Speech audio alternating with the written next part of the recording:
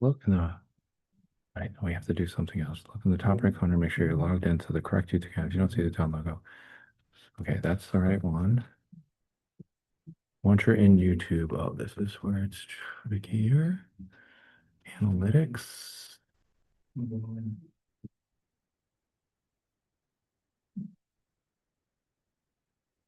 Analytics is down there.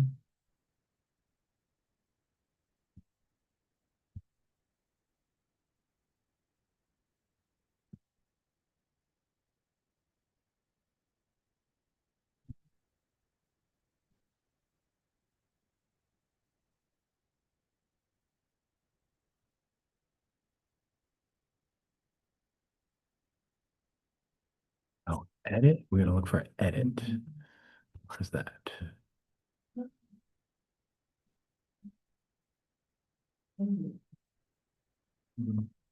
It's circled there.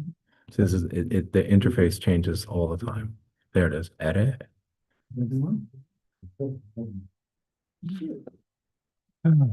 Customization.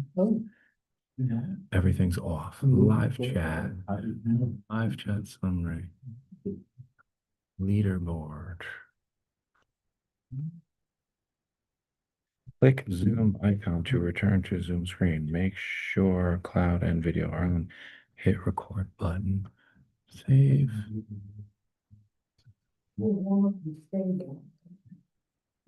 Back to Zoom.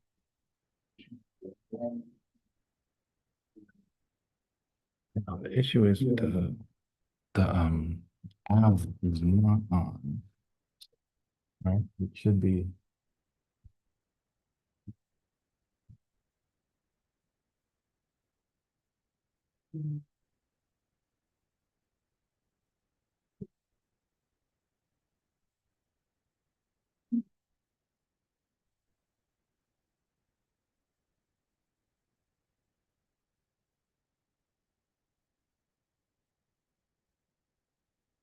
So that was all for YouTube. This, Yeah, that was for the Zoom and the YouTube. This is a camera, but it's not doing anything ordinarily. Just turns on. Can I, like, what yeah, happens when messing you, on.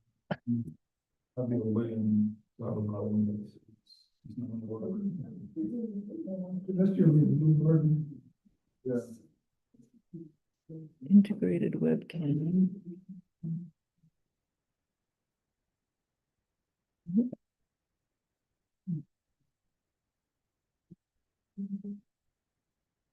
Wait, maybe this isn't. So.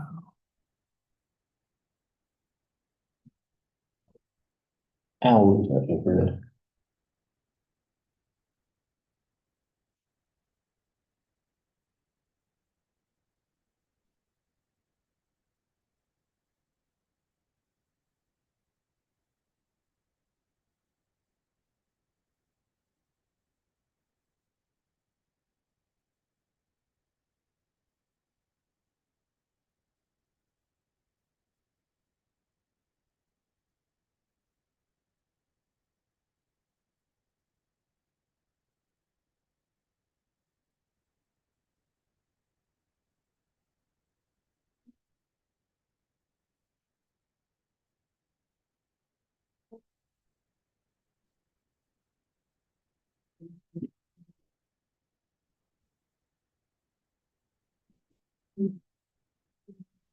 You need a quorum for anything for, Yeah, we don't have forms. we don't, No, it's just me and you. I mean, they're coming though. Yeah. Okay.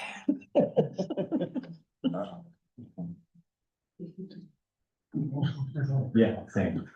We'll use the same sheet.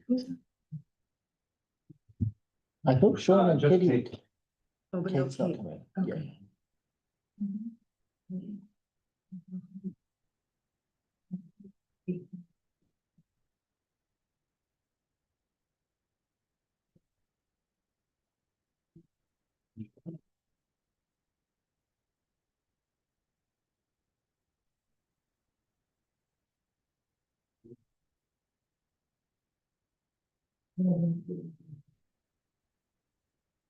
I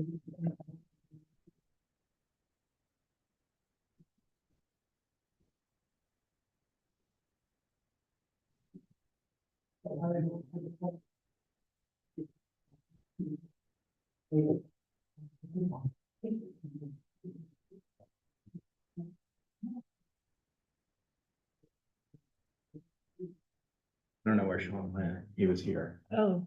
Did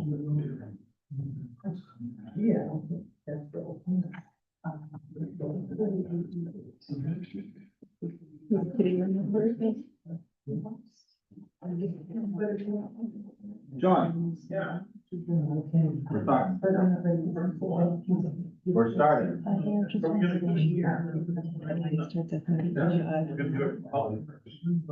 Yeah, it's just a quick question.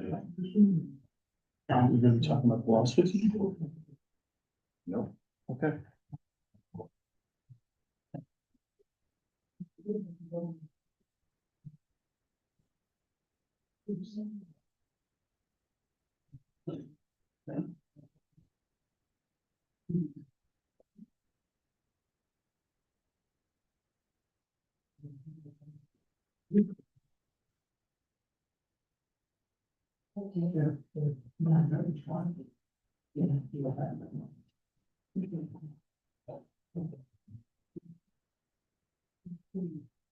Hey, Sean. Hello, good morning. It's going.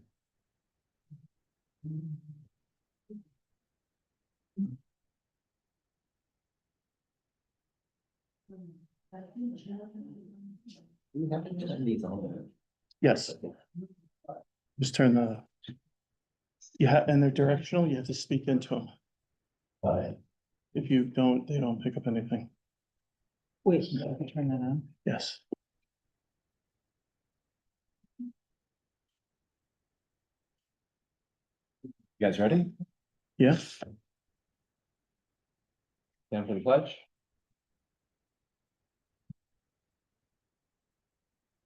Pledge allegiance to the flag of the United States of America and to the republic for which it stands, one nation, under God, indivisible, with liberty and justice for all.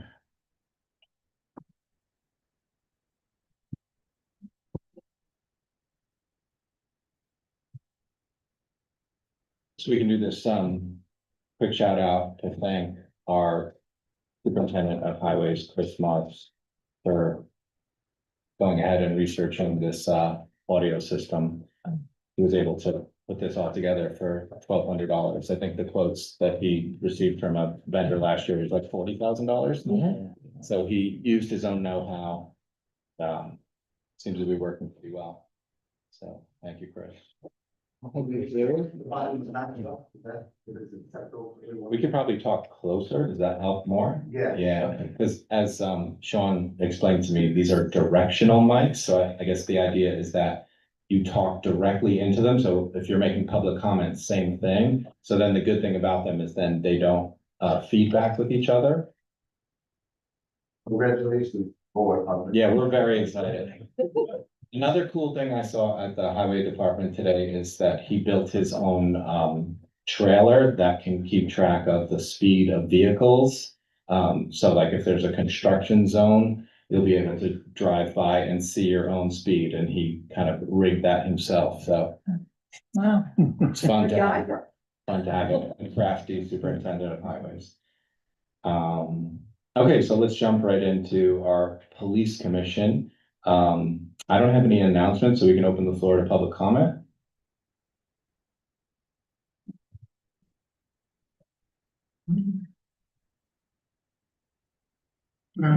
Do this, Yeah, I mean, you could pick it up too. always be the rock star. Yeah, maybe we can figure out how to prop it. That might help a little bit. Chair. Pick the whole thing up from the base.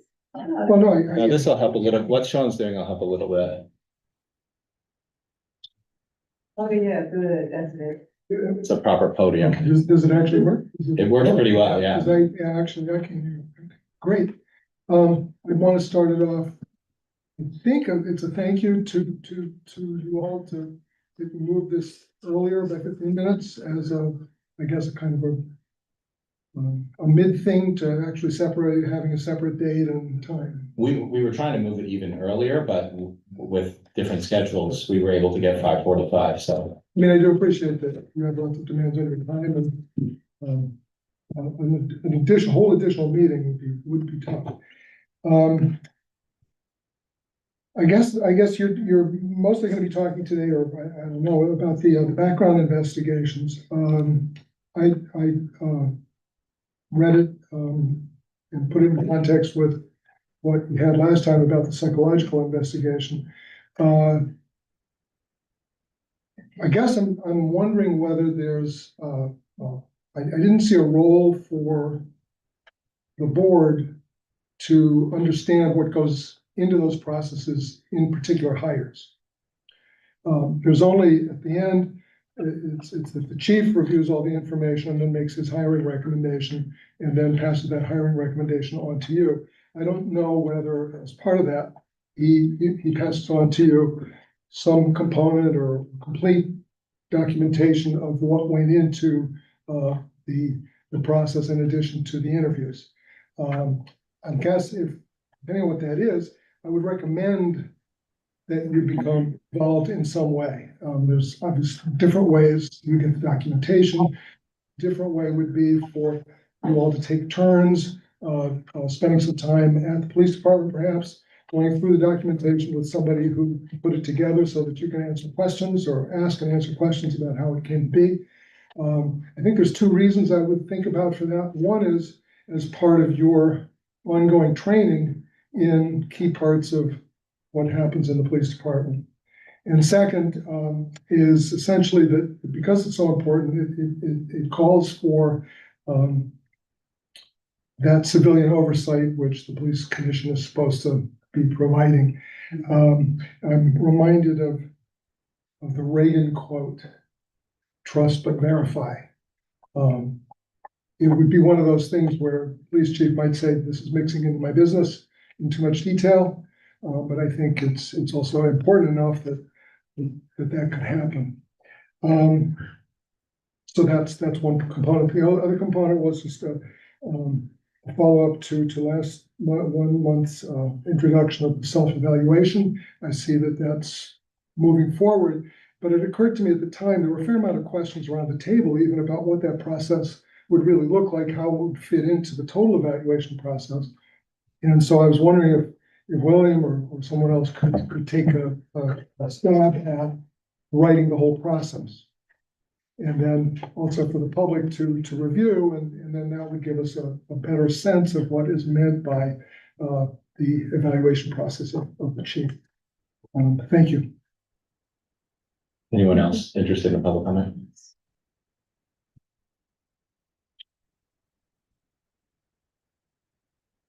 Hello, I'm Maureen Crocker. Maureen, if you want to just angle it a little bit, or, Oh, yeah, so we can get your voice, Okay. just talk directly into it. is that better? Like right Yeah, now? come closer. Is that better? Yep, that's a sweet spot. Okay. Most white people don't think about racism. We don't have to. It doesn't affect us the way it affects people of color. A common white people response to racist allegations from Black people is, they're just playing the race card. We assume, as white people, that racism is exaggerated or even imagined. According to statistics, evidence, and facts, racism is alive and well in 2026. Here in New Paltz, complaints of racism have been made concerning the New Paltz police. There have been specific incidents citing racial bias throughout the years, including the beating up of a Black man while handcuffed in the back of a police car. I believe that Matt Sutton was a sergeant at that time. To my knowledge, the police officer involved was never disciplined or charged. He took an early retirement and is being paid his full pension with benefits from our town. Interestingly, the police chief at that time announced his retirement soon after this trial and the judge resigned. More recently, a complaint was filed by the police chief against two people of color who are upstanding members of our community. Essie Lewis and Edgar Rodriguez were accused of discriminating against the chief when they were performing their duties and doing due diligence. As police commissioners and town board members, their jobs were to ask questions and hold the police accountable. After an investigation, Ms. Lewis and Mr. Rodriguez were exonerated. We also know that two Black police officers who have proven themselves to be men of integrity have been placed on administrative leave. And we also know that we've had Black officers leave our police department because of racial hostility. So when people speak up about unfair treatment, they're not playing a card. They're responding to patterns. And it is clearly evident that there are patterns of racism in our New Paltz Police Department. Thank you.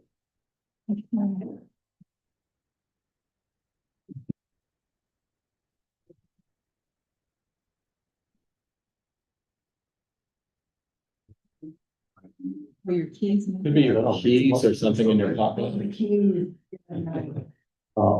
Edgar Rodriguez, resident, former police commissioner and member of the town board.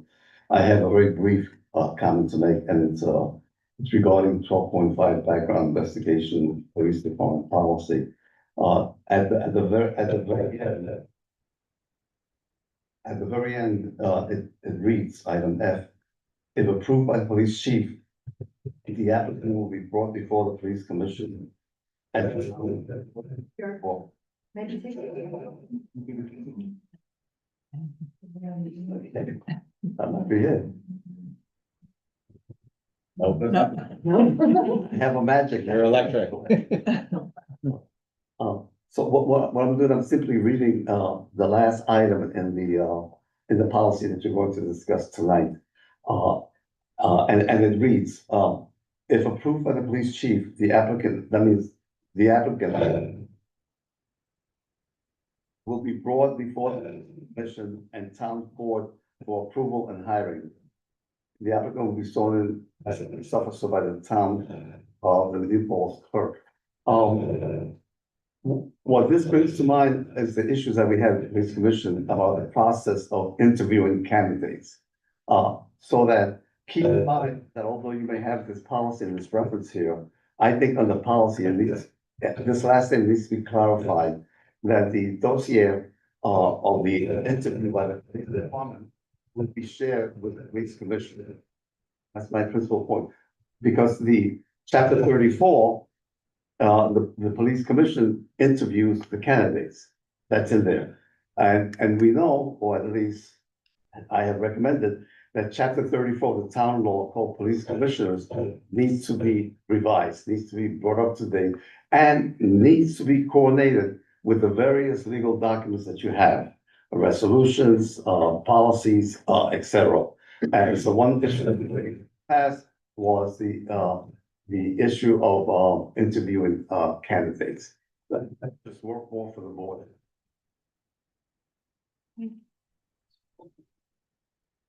Anybody else?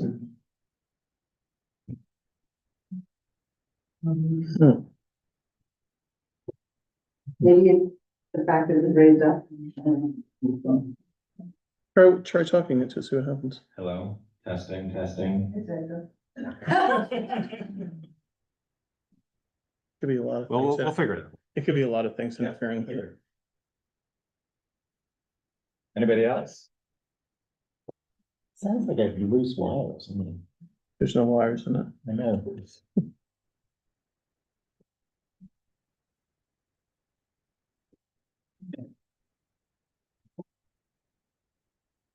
Okay, so then let's jump into our agenda. Chief, the floor is yours. Want to review the April report? Yes, absolutely. Get this out of the way. There we go. For the month of April, we had 4 commendations. The first one was for Officer Marsh. We received a thank you from a citizen for helping them unlock their vehicle. The second one was for Sergeant Judge, Officer Bachnick, and Officer White. I received verbal compliment from one of the members of the mobile mental health team, commending Sergeant Judge and Officers Bachnick and White for their role in helping a juvenile that was intoxicated and in crisis. The mobile mental health member said whatever training that they've been receiving, they're hoping to get the same, because they said they did a phenomenal job before the mobile mental health team was even able to get there. The third one is for Officer Farrow. We received a phone call from a resident thanking Officer Farrow for going above and beyond with helping them with their vehicle when it broke down. And then the last one was a thank you from a representative from the Women in Black, thanking the department as a whole for helping at their events and helping provide officers. For the month of April, we had one defensive action filed. One report was filed for one incident. Yeah, you can sign it.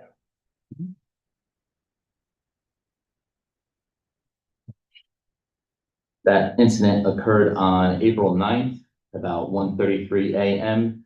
The subject involved was a 30-year-old male, approximately 6 feet 2 inches tall, 260 pounds, large build, white, non-Hispanic. Officers encountered the subject after being called by a local establishment. The subject physically resisted the officers, tensed up and pulled his arms away when he was being placed into custody. At that point, the officer utilized an armbar to take the subject to the ground. At that point, the subject grabbed the officer by the neck area by his ballistic vest. The subject was refusing verbal commands to release the officer's neck area. After he refused, the officer struck him once with a closed fist. Compliance was not gained, so the officer continued to give verbal commands stating that he was going to deploy his taser, at which time the officer transitioned to his taser and deployed it with negative results. So he transitioned to what's known as a drive stun with the taser. And at that point, compliance was gained and the subject was handcuffed without any further accident. Do you have any questions regarding the defensive action? With that, based on the investigation and the review that's involved, the officer's actions were compliant with policy and training.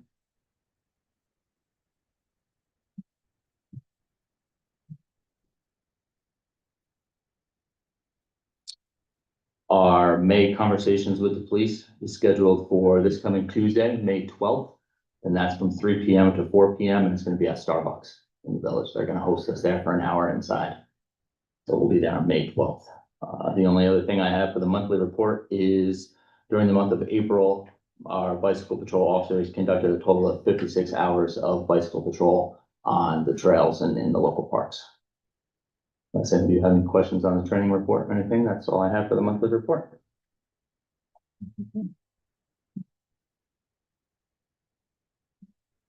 Kitty, do you want a hard copy? No, I'm just gonna bring up my laptop. Sorry, I'm late, so. No worries. So circling back with our discussion from last month's meeting, we were discussing a particular policy and then it bled into the idea of like what questions in particular are officers asked during the interview process, and then also what questions are asked of individuals who are being considered for promotions to sergeant and detective. So during the meeting, we asked for those questions to be circulated amongst the board members.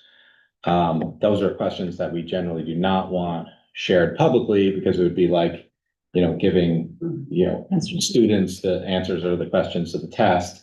So they were kept just within our town board, and we did identify a couple of things that we all thought made some sense in terms of including, because the questions for the officers they had a series of questions that were very good as far as like community policing and, dealing with bias and race and sexual orientation. But then when you looked at the questions, if someone was being considered for a promotion to detective or sergeant, there was no questions along those lines. So what we thought about as a board, and we shared this feedback with the chief, is like, let's include those same types of questions even for promotions. Because I think, you know, what's important as community members and just as an institution, like this challenge of addressing bias, it doesn't go away. You don't fix it. I think you have to regularly check in with yourself and make sure that, you know, you're not afraid to look in the mirror and ask those hard questions on a regular basis. So, you know, just because you pass the test to become an officer doesn't mean you're green lit till the end of time. Like, it makes a ton of sense that you would be asked those same types of questions. So actually we are giving some of the questions to the individuals, but, you know, you would have to be able to address, you know, those types of questions, you know, if you're seeking a promotion. So that was kind of like a thing that we thought made a great deal of sense to include in the questions. Did any of my colleagues want to add anything? I think, William, you actually had an additional detail that made some sense to include. Do you remember what it was? It's all. I do not remember what that was, but I shared my notes with the board, so I'll pass that on to.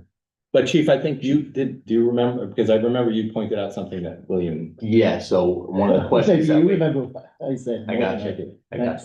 you. I added a question to each one, both the officer, detective, and then sergeant, regarding deputy supervisor's input was not just ideas about bias or race or gender, but things that people actually did in their life, either personally or in their work history, to help prevent those things or to step in on someone's behalf. Yeah, so it was not just theory, it was practice. Correct. I remember, it's like, have you done anything tangibly to benefit people rather than just talk about the theory of racism? So I was just kind of moving ahead and discussing this point, you know, because I wanted to talk about it while we're also looking at the background investigations policy, because I think they're all somewhat intertwined. So Chief, do you want to walk us through the background investigation policy? Absolutely. So the background investigation policy is policy 12.5. It is pretty much the next step of the last one we went over was our hiring policy, which includes the questionnaires during the interviews. So essentially, once you make it through the interview process, then the next phase is to start the background process.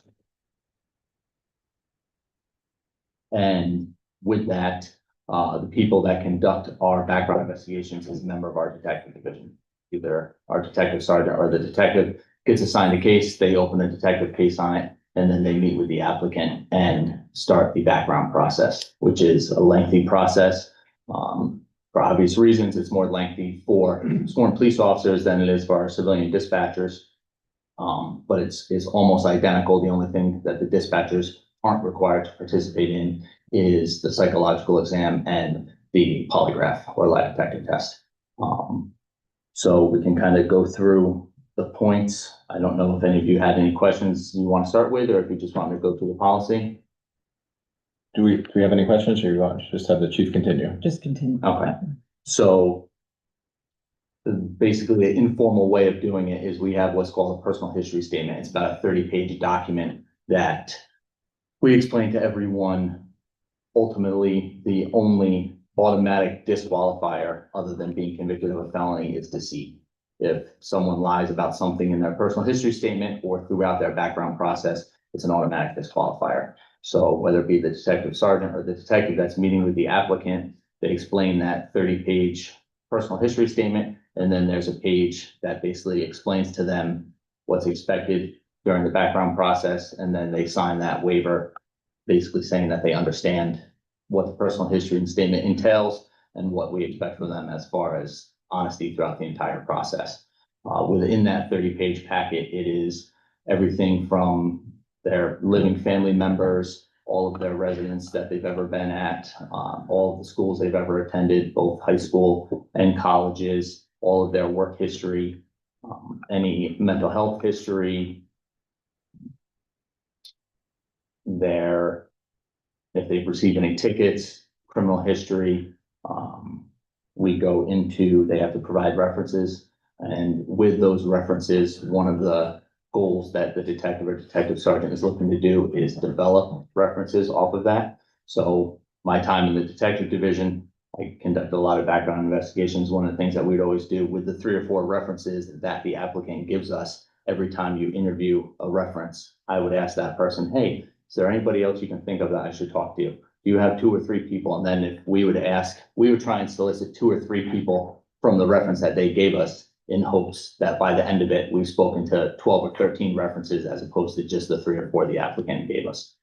And a lot of times that can be enlightening, whether it's, good things, bad things, but we try to speak to people in the applicant's life that isn't someone that they necessarily said, here, you should talk to my best friend, John, or my sister. We try to really expand upon people that they've encountered in their life to interview.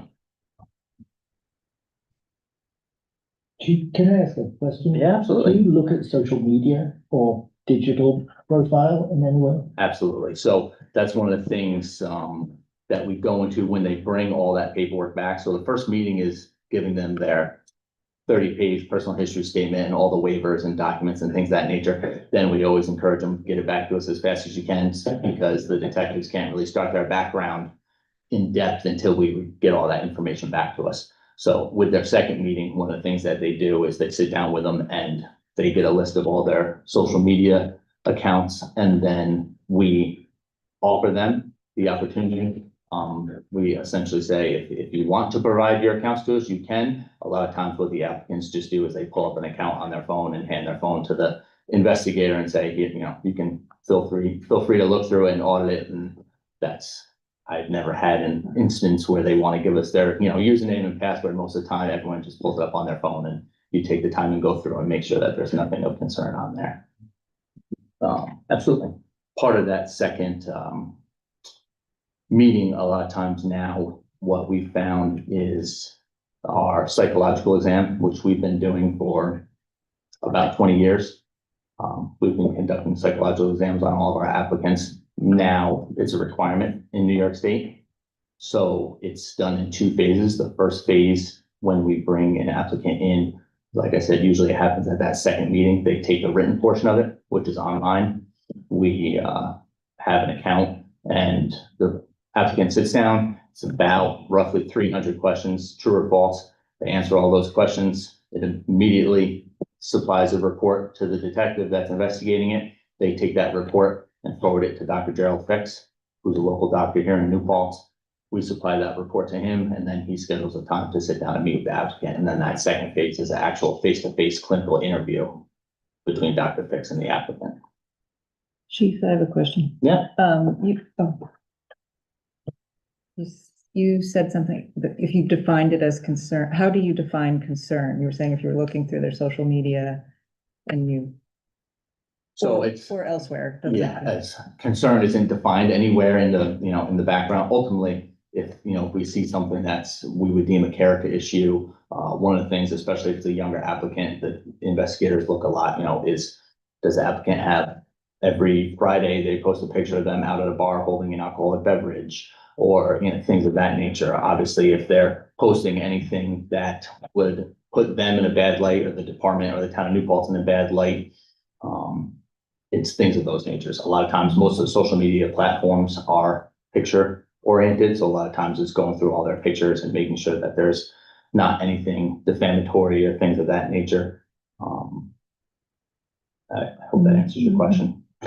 There's not necessarily a set, definition of what a concern is. And basically, we're just making sure that there's not character flaws or things that would be of concern. We run into videos of applicants in cars doing burnouts and things of that nature. Obviously, that's a concern to us and things of that nature. You might have said this already, but what disqualifies an applicant? What are the major? So really at this point of it, when we first start the background process, what I always told them, what I encourage the current detectives to tell them is really the only 2 automatic disqualifiers is a felony conviction and deceit. If you lie to us about something, or you intentionally omit something and we find out about it, as far as we're concerned, that's an integrity issue and that's, Mhm. that pretty much ends the investigation at that point. Most of the time, what we like to do is even if there's a couple of hiccups or red flags or things along the way, we have the investigation run its full course. We do the complete investigation and then we make the determination at the end based on the whole picture. One of the things though is, like I said, a felony conviction, or if we prove that someone lied to us in the beginning, I'm not gonna waste the investigator's time doing a background investigation for a month and a half if the person has proven to be deceitful in the beginning. And then when you're doing the like polygraph, where you're doing, Dr. Fix sees them, are there also red flags? Absolutely. Yeah. So, I mean, those two, obviously, no matter how great a background investigator is, you can get, that's generally the last two things that happen are the clinical interview with Dr. Fix in person and then the polygraph, because we take everything that we've learned throughout the background investigation and we supply that to the company that does our polygraphs. So for a long time, we used the same, he was actually a detective for the town of Poughkeepsie Police Department that did it for us. He had since retired and started his own business and we've contracted with him ever since then. He actually did my polygraph almost 20 years ago, so he's been doing them for us for a long time. And those are kind of the last two steps. Once the detectives have gathered every bit of information we think we can gather on the applicant, we supply all of that to Daryl and he goes through all of that. And then he supplies the applicant with his 25-page packet of everything to go to. And a lot of those things, his packet and our packet has a lot of similarities. So then he takes those two packets, compares them to look for any inconsistencies, and then he uses that to run through the polygraph exam with the applicant. Yeah, it's a long, intensive process, even if it's a priority and we really want to get someone hired, whether it's because police academy is starting or anything, you really, probably the fastest we could turn around a background investigation from start to finish is about a month. It's labor intensive for both the applicant because they have to go and get their fingerprints taken. That's what ultimately gives us the results on whether they have any criminal convictions. And then, the cost of, they split one of the things that's mentioned in here is the cost for the psychological exam and the polygraph is split. So the police department pays for half of it out of our budget, and then the other half is paid for by the applicant. Thank you. So do I have to do something? You with can press this? the button, yeah. And then try, can you just try to talk directly into it? It'll pick your voice up better. To Edgar's point, oh gosh, I can't see the screen. You can move it closer, you put it on the side. Is this working? Can you tell if I'm being? Here, try that. Oh, okay. There you go. Oh, okay. The final item, F, if approved by the chief of police, the applicant will be brought before the police commission and town board for approval and hiring. Shall we add for an interview? Because that part of the process has been really complicated for us. And that's part of the reason that the prior police commission got bogged down, was we didn't know where in this order, the police commission, right now it's us, but in the very near future, it will be a citizens commission, needs to be part of that process. So should we add before the police commission town board for an interview before approval and hiring? So I'm not necessarily opposed to looking into changing that, but I think one important thing to point out is when we had the civilian police commission, they were participating in the initial interview with us. So when we had 5 civilian police commissioners, if at that time it was Chief Lucchese, called and said, hey, we're going to hold a part-time police officer interview, he would try and do it when we had, and we've continued this practice of trying to do it when we have a staff meeting, because all of the supervisory staff is here for the staff meeting. And then with that, the civilian police commissioner would have 2 police commissioners come and would participate in the interview with us. That sounds like excellent practice. I know that the previous police commission would often meet in executive session for hours. And, we don't know what occurred, if there was a discussion about the applicant or some other, incident. So, I just want to make sure that we have somewhere in this policy where the interview process occurs by the police commission. Well, I just want to point out, one of the things that we talked about in the previous policy, the hiring policy. If we've gotten to this policy, we're past the interview process. The background investigation doesn't start until, Right. so that, I totally hear what you're saying, but that, Okay. I don't think that would be appropriate for this policy, because this policy isn't kicking in. Unless we've already done the interview process, we've decided to move forward with an applicant, that's when this policy is Okay. kicking in. So, But I let's totally go- hear what you're saying, we could look into Adding maybe it. amending the Yeah, we just hiring need, practice one that we reviewed at the last meeting, maybe. one yeah, could put we something just need the in there. timing to be more explicit.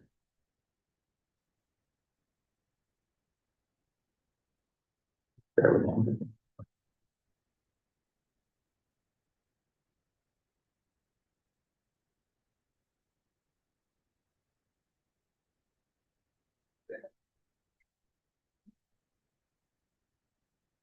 Anything else, as far as questions regarding background investigations? One of the other things I just wanted to add quick on the end, that is a new development.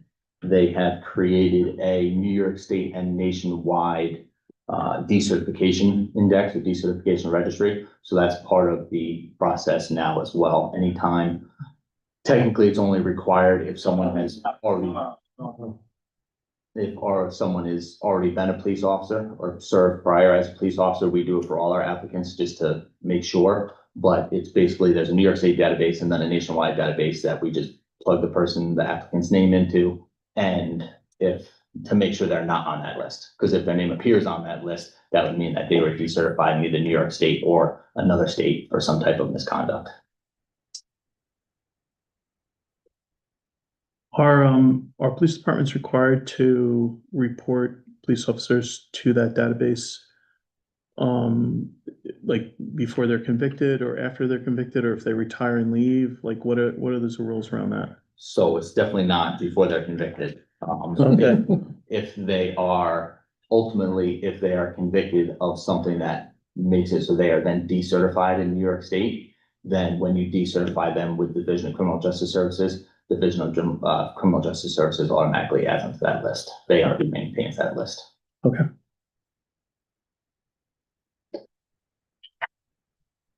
Okay, so 3 meetings ago, we talked about the idea of focusing on policies at each meeting. So at that time, we then asked our chief to give us some suggestions on policies to take a deeper dive in. So today we spoke about the background investigation policy. Last meeting, we spoke about personnel recruitment. And then there's also oral interviews, which would be a third area to look into. So I think because it's related, we could probably cover some of that and officially say that we've completed its review tonight, because a lot of it overlaps with our discussion that already took place tonight, as well as our discussion from last month. And then I propose that we ask the chief for 3 more policies that we can put on the agenda for a deeper conversation about them at the upcoming police commission meeting for June. Okay, does anyone want to attempt to tie in the last 2 months of conversations with, because I just quickly looked at oral interviews and I feel like we actually have covered much of what is in that 1 pager. Do you know?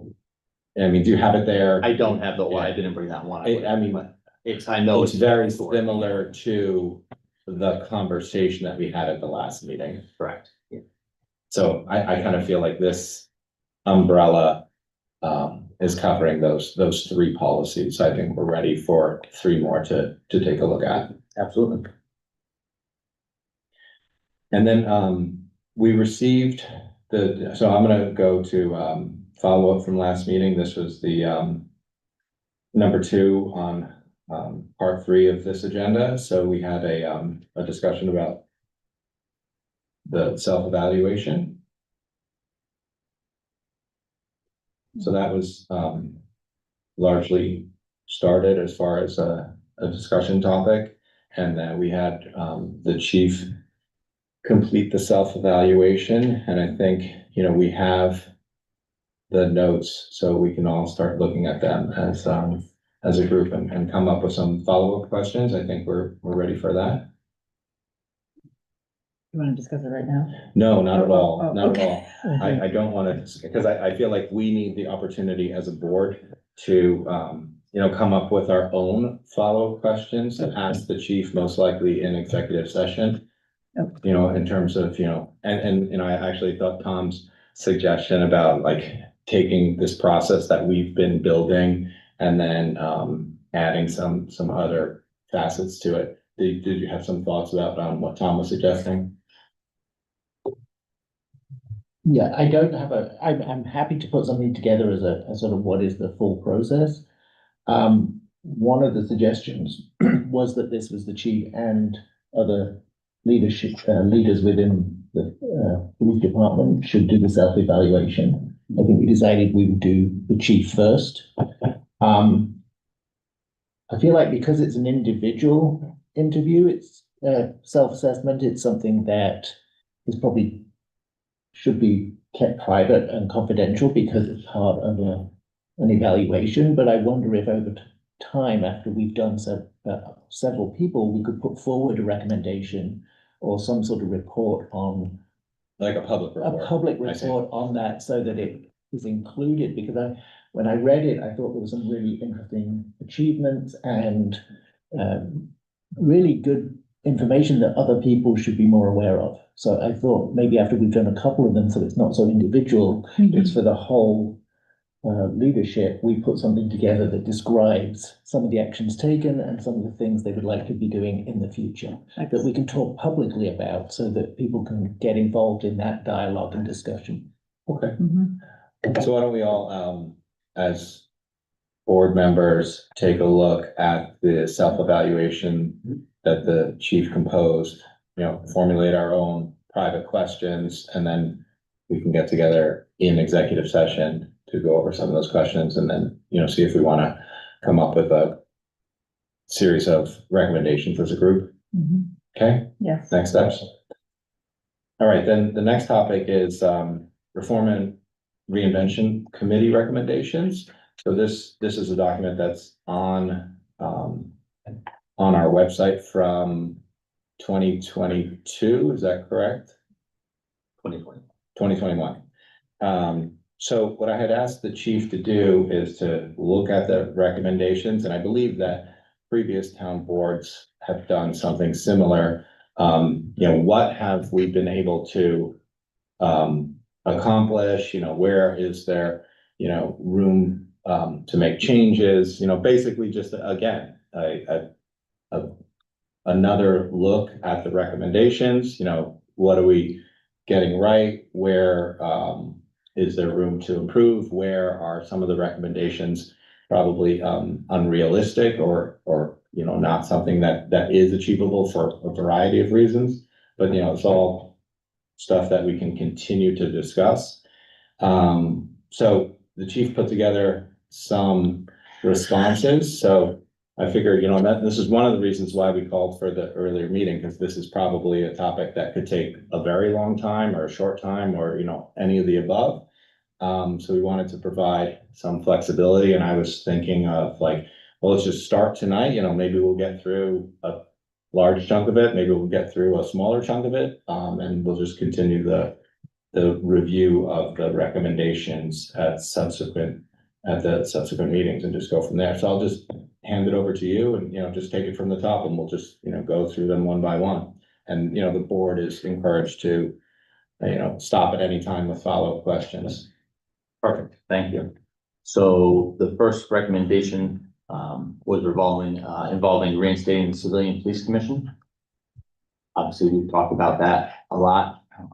That was something that was accomplished, then ultimately it was later disbanded last year, and obviously there's talks and things to move in the direction of reinstituting the civilian commission. I don't know if you guys want to discuss that one any more than that at this point. I had a question. Absolutely. In that response, you said there's legal and structural work to be done so that it would work. Yeah, so, sorry, what was that? Well, what is that legal and structural? Yeah, so ultimately, there was some issues that the PBA had brought up, and actually they filed, I believe there's 3 grievances regarding chapter 34 and how certain aspects of that chapter, which is chapter 34 is what explains the police commission and their roles and duties, violates their collective bargaining agreement. Violates the union's collective bargaining agreement. And ultimately, the previous board sustained, I believe, all 3 of those grievances and agreed with them. And that is partially what led to, in my understanding, the civilian commission being disbanded, because there was a lot of questions based on chapter 34 conflicting with the current collective bargaining agreement, because when chapter 34 was written, there was a different collective bargaining agreement. The town signed a new collective bargaining agreement with the union that ranges from 2024 and runs to the end of 2028. So they were in conflict with one another. Correct. Okay. Correct. And specifically on what duties and responsibilities the civilian police commission had as opposed to the town board. So now we would move forward knowing what the new collective bargaining agreement is. Correct. And speaking with the town labor attorneys, they basically said, like, we need to, if we're gonna move forward with creating a civilian commission again, they said we're gonna have to sit down with the union and with their contract and with chapter 34 and come to an agreement, essentially, whether it's through collective bargaining or amending the law or whatever the case may be. But they basically said, we're gonna have to sit down and hammer it all out. That way there's not legal issues from the jump of re-implementing the commission. Thank you. Yeah, of course.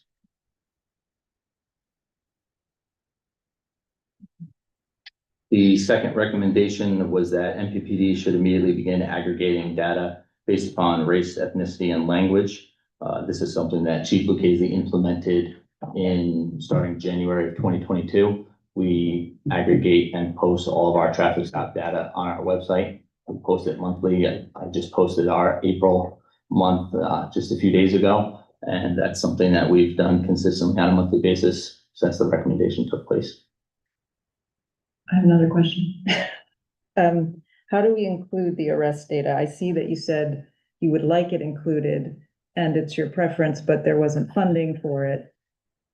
It's not necessarily so much the funding, but it's very labor intensive, because the only way the reason why we've been doing it with traffic stops and not arrests is because the records management system that we use, we can run a report. Chief Lucchese at the time was able to get representatives from the sheriff's office, who hosts our records management system. Okay. They were able to make it so the program would put the numbers together for us for traffic stops based upon all the traffic stops we did for a month. It can't do that with arrests. So in order to do it with arrests, we have to physically go into each case, open the arrest report, open the person's that was arrested personnel jacket, and then look under their race, gender, ethnicity, and tally it and go through each case like that. And actually, it's actual. So it's a position that's needed to It's basically. exactly. It's the time consuming, hours of the day it would take to physically go through each case, as opposed to, in 45 minutes, I can open the report, have the system run the data for me for the traffic stop, and then get it posted to the website. In order to do it for arrests, it's just labor intensive to go through each case where there's an arrest associated. Okay, thank you. So several commissions and versions of this ago, there used to be a physical paper printout of every arrest. And it was confidential. It would reside at town hall. But we were able to see that. Maybe it was under Chief Snyder. And I'm wondering if maybe the crossover now to fully computerized records has actually made that less accessible. I mean, it was a thick piece of paper and it would show every arrest and the disposition. So now I don't know where those are stored, but they were not, it was not an online thing. It was a physical package. I'll have to talk with Chief Snyder about it and see if he Okay. remembers that. I can Okay. tell you the records management system that we used under Chief Snyder was far different than the one that we use now. That was TD Manager.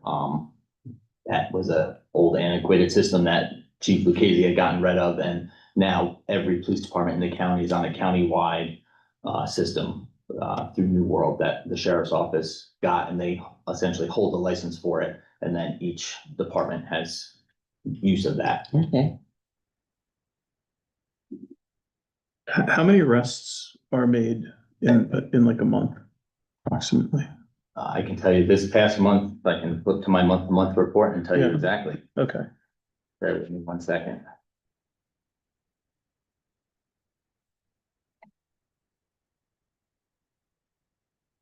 So for April, we made 32. The month before, we made 36. Then in previous months, there's some months where it jumped up as high to 50. So somewhere between 30 and 50. But then we've had other months where, for example, June of 2025, there was only 16 arrests. Mhm. So in a month like June, it wouldn't be as labor intensive as it would have been in January of this year where we had 50. Okay. So, year over year, or like many years in a row, what is the busiest month and what's the slowest month? As far as arrests. Yep. So.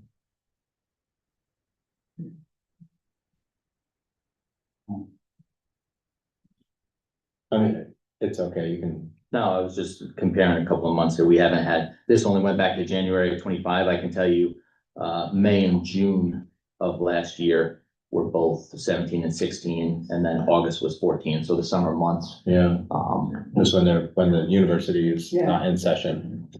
that could possibly play a role. That's the argument for why we get city impact aid. Absolutely. Yeah, definitely plays a role. But we haven't hit that yet in 2026, but I can definitely take a look at that. We also use less municipal water in summertime. Absolutely. Yeah. So we use less water when people are watering their lawns? Yeah. That's People all. don't really- People don't really water their lawns that much. Yeah, Not here. yeah. Still though, gardening, my water bill's way bit higher in the summer than any other time. So, We have any other Okay. questions on two or? Okay. So number 3 was a recommendation that the police department should remove the chokehold policy completely. So with that, chokeholds are prohibited in our policy and always have been, at least during my tenure here. The one thing why I said we haven't fully conformed to this recommendation is because we can't completely remove chokehold from our policy, because then we can't prohibit it. In order to prohibit chokeholds, we have to have the term in our policy. We have to define what a chokehold is, and we have to explicitly say that it's prohibited, which it is. So that's the main reason why it still has to be listed in our policy, but our policy clearly defines it, it clearly prohibits it. And the other aspect of this recommendation was to remove it from our training program. But again, during my tenure here, our trainers, defensive tactics trainers always go above and beyond to make sure members know in no way, shape or form do we train chokeholds. And also they reinforce throughout training to stay off the neck and upper chest area. Anyone have any questions with that one? Okay. Number 4 was the recommendation that all New Paltz government employees, town board members, village board members, start receiving training in undoing racism, specifically from the People's Institute of Survival and Beyond. That's something that, again, we've been doing. Chief Lucchese implemented that. I continued it. We've held undoing racism workshop at the police department now 3 years running. Hopefully 2026 will be our 4th one. About 90% of the police department has received that training. I know a couple of the current board members have received it with us as well. One thing that I did want to point out is that is something that was removed from the police department's budget in the 2026 budget cycle by the previous board. So if that's something that we want to continue, we'll have to have that discussion and decide whether we need a budget modification for the police department or do it townwide or try and work that out. But we've done it in 23, 24, and 25 and hoping to move forward because, like I said, we have about 90% of the members at the police department, including our civilian dispatchers, have already received the training. So I'm hoping to achieve 100% of the police department attending it by the end of this year. I hope. I'm curious why it was removed, why the funding was, but I don't know if you know. Yeah, I don't recall, because I know that we certainly funded it for 25. I think what we were looking for are evaluations. And I don't know if this particular exercise conducts evaluations, but we did want to hear from the participants what they felt was most effective and get some feedback. Because it's a 3-day program. And I know we paid for something like 35 people to attend. And ultimately, I think only 24 people were, and not everybody was able to attend every day. So I think we were looking for feedback from the participants and also and maybe from the people who initially recommended this program, if this is still the best program, because I know that under the new Diversity, Equity, and Inclusion Director at the county, there is now a county program. And I think Limina Grace Harmon may offer it. So I think the question is, what is the most successful, effective anti-racism program training we can offer? It's too bad that they just canceled the program before they found a better substitute for it. I agree with that. That's not showing a lot of thought. Yeah, but If you're gonna cancel something, you should find a replacement for it before you do it. It just wasn't budgeted. Yeah, but if you cut the budget line, you got rid of it. So you got rid of something without replacing it, and that's inexcusable. Kitty, have you taken it as a board member? I have not yet. Okay. No. Sean and I were both there in January. Yeah, I was there all 3 days. Yeah. I thought it was. Yeah. And there was more than 24 people there.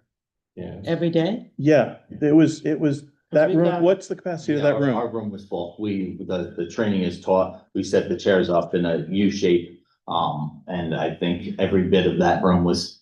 I would estimate there was like 30 to 40 Yeah. people in there So every the day. maximum- Report from the rescue squad, I believe, that, They weren't able to send some of theirs, but right, the thing with it is that there's a set price for it. They actually lowered our price because we have a long running relationship with them now. So Mhm. originally we were paying $17,000 per seminar. Last year, they took $500 off and we paid $16,500. But it's not based on the number of participants. So for that specific 3-day course, we can have up to 35 attendees, but it's the same price no matter what, because they still come with the same 3 instructors that come from all over the country. And stay here in New Paltz to do the training for us. Mm. So regardless of whether we send 10 people or we pack the room with 35 people, it's the same price. okay. I do need to go back and look at what discussion we had about removing that from our budget. Because I know that we were supportive of it, and it looks like we dropped the ball on that. But I will go back and look at those budget hearings. And it's possible that it is built within the town budget. One of the Oh, discussions yes. that was had was removing it from the police department's Yes. budget specifically, because the prior 3 years, it was built into the police department's budget. And then when we were asked to make a significant budget cut of over $100,000, Yeah, I had said, unfortunately, there's not over $100,000 to cut without cutting the $17,000 for that seminar. And then last year, ultimately, it was taken from, it was taken out of your budget, but I think it was put in the town budget. it's I possible will that go it was back moved and somewhere find. else. I Okay, just so know it was we'll take a taken look out at of the that. town's Okay. budget, Great. or We'll take a excuse me, look. out of the police department's budget. And then we can also look at, maybe in addition to or in lieu of, what the county is offering. I think- Especially if people have taken this I think the idea of this program is that you do a refresher course periodically. But you probably would not want to do it, every couple of years, like it probably should be spaced out a little bit, but a refresher course does make sense. Yes, and they actually offer that. So one of the things, as we get closer to it, if we're gonna hold it in 2026, like I would like to, one of the things we can look to do, instead of it being 3 days, they can come for a 4th day, and it would make it so the first day is almost like the refresher course. And we could have people that already received the 3-day training can attend just that first day. And then the 3-day course would be day 2, 3, and 4. Okay. So that's something we can look at, and I think it's only a few $1,000s more. I've talked to, since I went to that course, I've talked to a lot of people who went to that course about it and gotten some feedback. Maybe we should send out like a Google form to all the employees.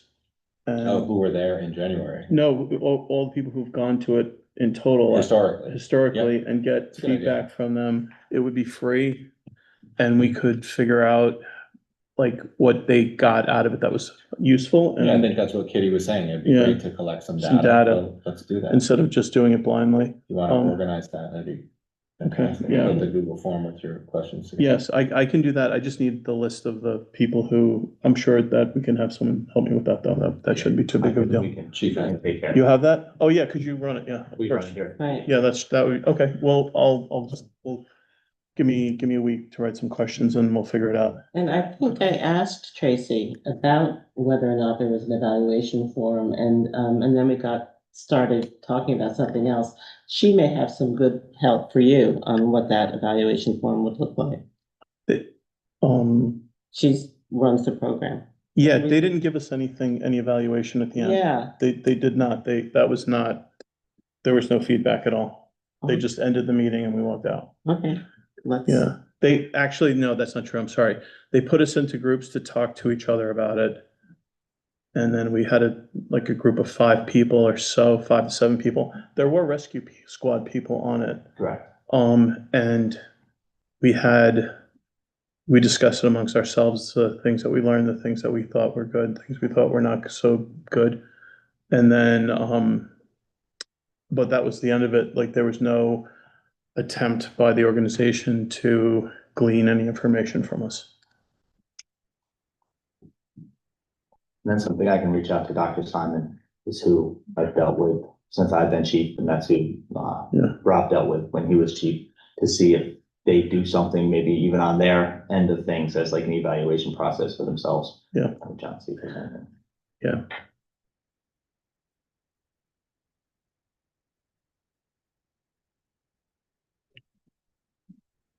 The next number 5 is for the MPPD to develop a practice of decrying misuse of force incidents anywhere in clear language and articulate how this department avoids similar acts through training policy and ethical commitments.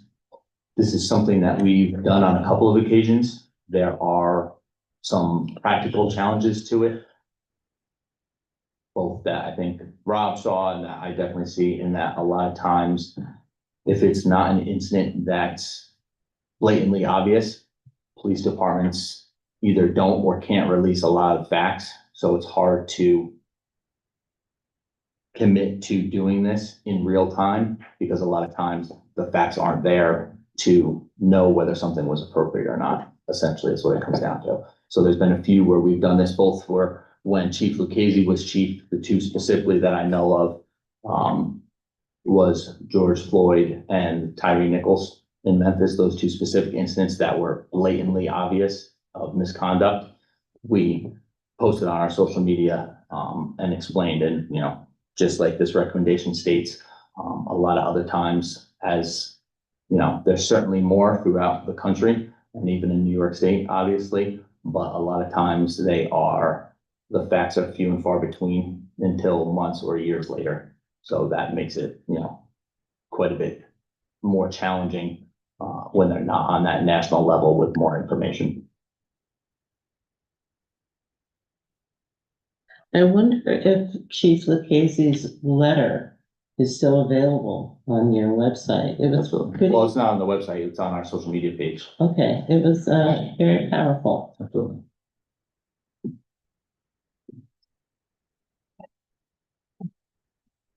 Number 6 was, and recommendation that MPPD as an agency, the officers therein refrain from and contradict statements such as Blue Lives Matter. This is something that even before this recommendation came in, it's something that we've done. Nowhere in the police department, our uniforms on our social media accounts, is there any memorabilia or insignia regarding Blue Lives Matter. And the officers know they're not allowed to have any type of insignia or add anything to their uniforms. So this is something that we've long done, and it's definitely something that we've continued since the recommendation was made.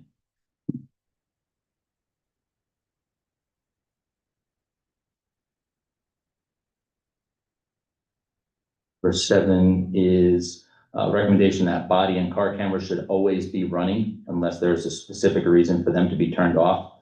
This is one of the ones where we're kind of middle of the road, so to speak.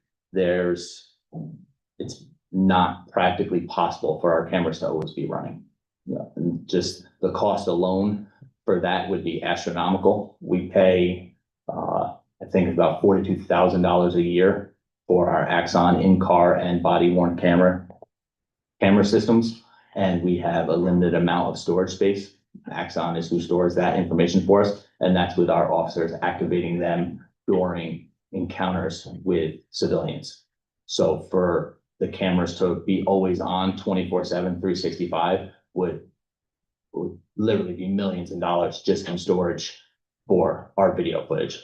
On top of that, it also would change the working conditions for the officers, which is ultimately would require collective bargaining.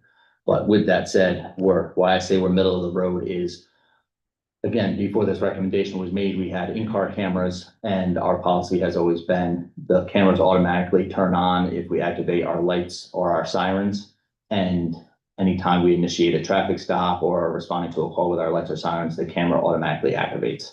Once we got our body-worn cameras, which all of our uniform members are required to wear, that is the same premise. Those cameras automatically activate, whether it is if their lights turn on and it activates the in-car camera, that automatically triggers their body-worn cameras to activate as well. If it's something where an officer's out walking foot patrol and they encounter something, they just tap the button on the camera on their chest and it automatically activates it. With that, for example, if I'm wearing a body-worn camera and the deputy supervisor next to me is wearing a body-worn camera, if I activate mine because he's in such close proximity, mine automatically triggers his to activate as well. So we have a lot of safeguards in place to make sure we're maximizing our cameras and making sure that they're being activated when we're dealing with civilians and residents. But it just wouldn't be possible to have them running 24/7. Is there a disciplinary action is there a way to know if a certain officer might not be turning their camera on? Absolutely. Okay. So we do, one of the things that the sergeants are tasked with is doing random body-worn camera reviews. So basically we have a standing order. It's not a written policy, but a standing order that the sergeants know once a week, call volume allowing, they have to review, each sergeant's responsible to review 2 random body-worn cameras. So the sergeants have supervisory capabilities in our Axon system. Axon is a company that provides our in-car cameras and body-worn cameras, and they go in and randomly select 2 different officers and check to see if in an encounter they had, if they see that Chief Sutton handled a vehicle lockout at 2 p.m. today, they would go in, they would look at my profile and then look to see, and if there's no body-worn camera recording from 2 p.m., then they know I didn't activate my camera. Okay. And then Are there some police departments where they do have equipment that runs for the entire shift? to my knowledge, there's still quite a few departments that don't have cameras at all, but I don't know of any that they run 24/7.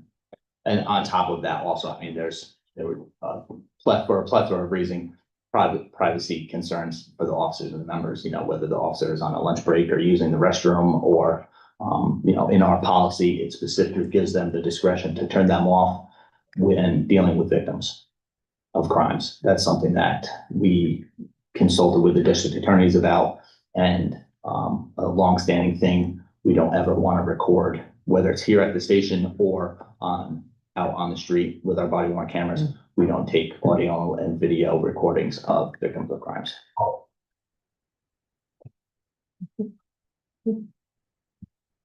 What number are we at? That was number 7. That was number 7. So I'm going to propose that we stop now and we continue with number 8 regarding the Reform and Reinvention Committee recommendations.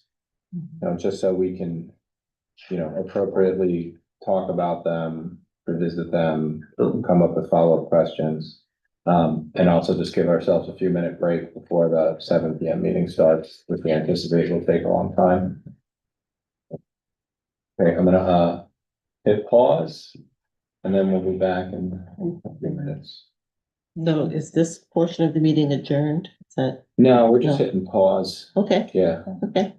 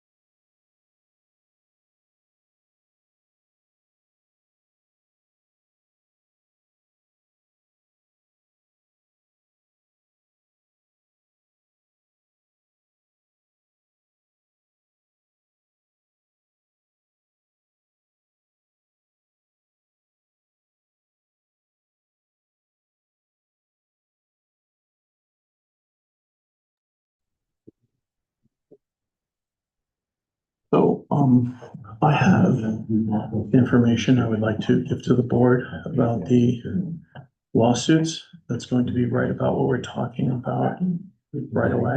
Can we? I need to- Meeting's live now. Oh, it is? Yeah. Okay, then we need to go into executive session. I think we're gonna have to make a motion. I don't think executive session is on the Yeah, agenda. so we're gonna go into executive session during the town board portion of the meeting. Okay. Like, before we talk about the first issue. Because that's what it's about. I The think first thing in the Yeah, sure. meeting.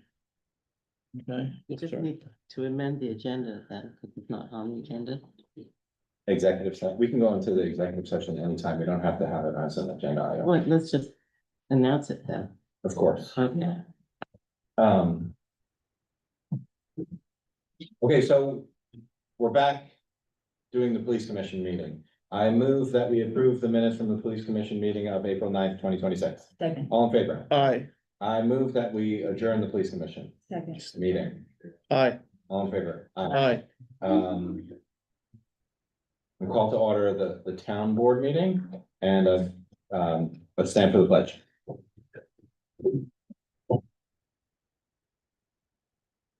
Pledge allegiance to the flag of the United States of America, and to the republic for which it stands, one nation, under God, indivisible, with liberty and justice for all.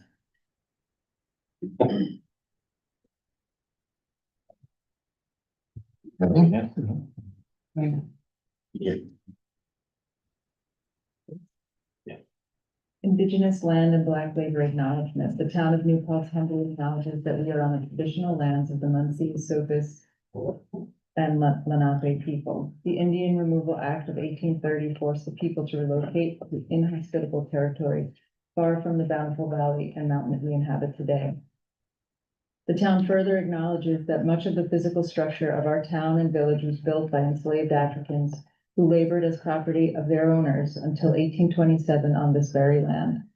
We acknowledge the contributions, resilience, and accomplishments of the BIPOC community who have overcome historic injustice to inform our past and inspire our future. Please visit the resource library on our website to learn more. We encourage residents and visitors to learn more about the contributions and sacrifices made by the Indigenous people and enslaved Africans by visiting the sites you can find on our website.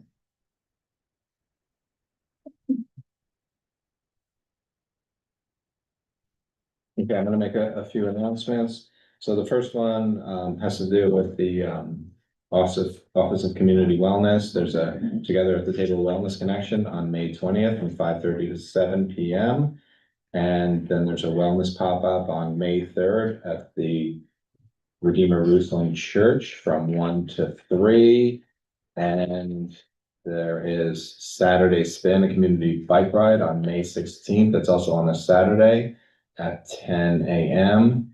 and Organic Gardening 101. It's a May 31st event from 1 to 2 at the community center. So additional details are on this agenda regarding each of those events. And, you know, as we customarily do, we want to emphasize that there are board and committee openings. We're looking for volunteers for the planning board, environmental conservation board, police commission, historic preservation commission. Please reach out to assistant@townofnewpaltz.ny.gov if you're interested in serving.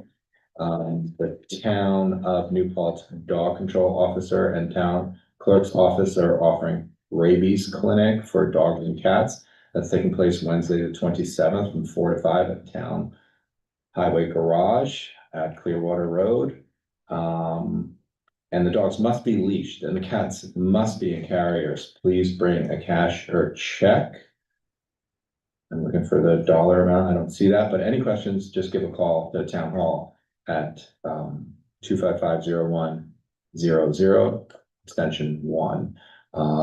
There is the Green Sheen Paint and City of Kingston together are hosting a free community paint and recycling event on May 16th. And it's for all Ulster County residents. Anyone interested in participating should register in advance. That website's also on this agenda. The event will begin on the 16th from 9 to 1 at the Kingston Plaza. It's free to all residents and businesses. And final item on the announcements, the town of New Paltz is happy to announce that we have no Mow May signs for purchase. They're available on a first come, first served basis. Just contact Town Hall if you're interested in a sign. And that is it as far as the announcements. we announced this. Tim, can I make an additional one? Yeah, let me finish.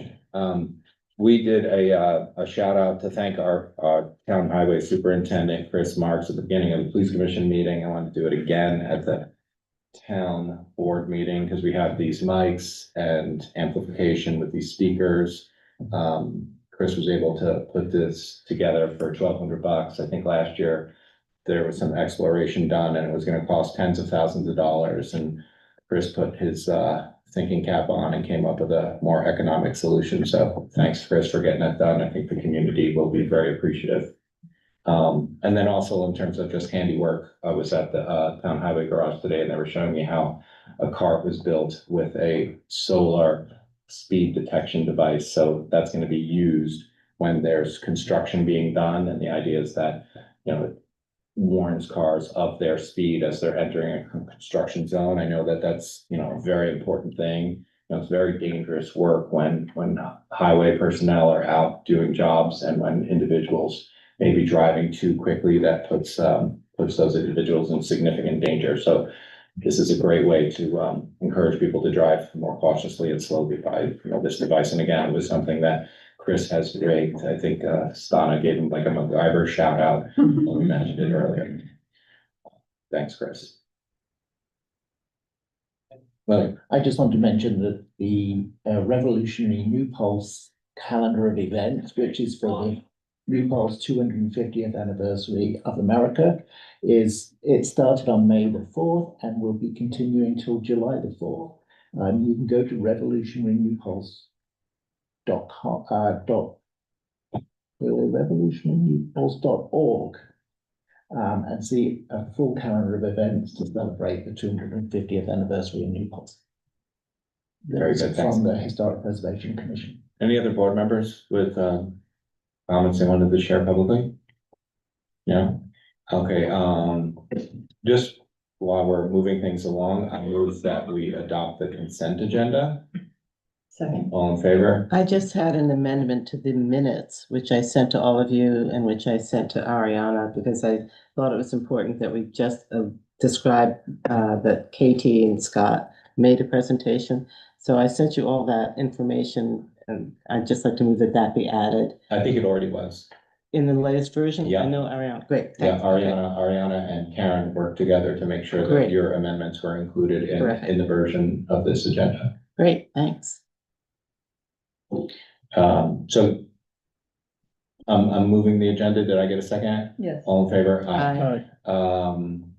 And then I'm just gonna make a quick adjustment because I'm gonna give an opportunity to the folks from the county to speak first during the business agenda. So I'm just flipping that with the first business agenda item. But then before we do that, I wanted to give the public a chance to share any public input that you might have. So anyone interested in making public comment, please feel free to come and use our new mic. Edgar, you want to just talk loudly? Otherwise, turn it on. So see the button at the base? The button at the bottom. There you go, it's on. Okay. And then get close, so. Okay. Edgar Rodriguez, resident, former police commissioner in Town Board, Lindbergh. So I have two parts. My comment, one is, on April 9th, I read a 3-page statement to the board. I handed out copies to the board and to the attorney. But I believe that it's not recorded on the minutes. There's mention that I said something, but that I wanted the document to be part of the record. So do I need to read it again tonight? I have a hard copy. I actually have it on my Okay, desk. I'll make sure that the clerk I'll includes it. provide another Okay. copy, okay? Perfect. Thanks. Yeah, we'll definitely make sure that this is memorialized in the minutes. Right, No thank you. problem. My second comment also will not be that long. It's business agenda item number 1. I congratulate you on addressing the crisis that we have been in regarding racial bias within the police department. And I'm going to argue that it goes beyond the police department. Just for the sake of everyone, the agenda item reads engagement of the New Pass legal firm to conduct an impartial, independent investigation into allegations of explicit racial bias within the management of the New Paltz Police Department. So the comment within the management of the New Paltz Police Department, I think the issue of racism is a systemic issue that's societal, okay? It affects institutions as a whole. We have issues at the college, the New Paltz Central School District, and in the New Paltz Town Board, Town Government Police Department. So my major concern is that the scope of the investigation should go beyond the management of the police department. It has to look at issues that have gone on in the town government, in the town board, that has gone on among police officers, among employees. So that I am, what I'm offering, what I'm asking is that the scope of the investigation be broadened in your discussion. And then the last minor point is that there be some kind of a timetable for the report. You know, when can it start and how far it's gonna go. And the final comment that I need to make, the police chief spoke about that if you are a convicted felon, you cannot be a police officer. And right now we have a member of our police department, Jerome Milton, that if he is convicted on May the 26th, his trial starts. If he's convicted, he can never be a police officer again, if what I heard is correct. It's a matter that the board has to consider along with the other case that you know already about, Shannon case, which is before the arbitrator. You know that some of us attended that meeting, that it's public, and the arbitrator, I believe, is going to rule in his favor. That's my interpretation of what I heard of that. You now need to be prepared for the consequences of that. Okay, thank you. Anyone else, public comment? Maggie? Hi, good evening. I've been. Talk directly in and then your voice will be. Good evening. My name is Maggie Bennett. I live in the town. I really commend the board for taking this as seriously as it seems that they're taking it. Because I understand that you have made a motion, or there is a possibility that there will be an investigation into the functioning of the police department and how whether the allegations of racial bias against the police officers is well founded or not. So I want to really thank you for that. I also want to say that however it goes,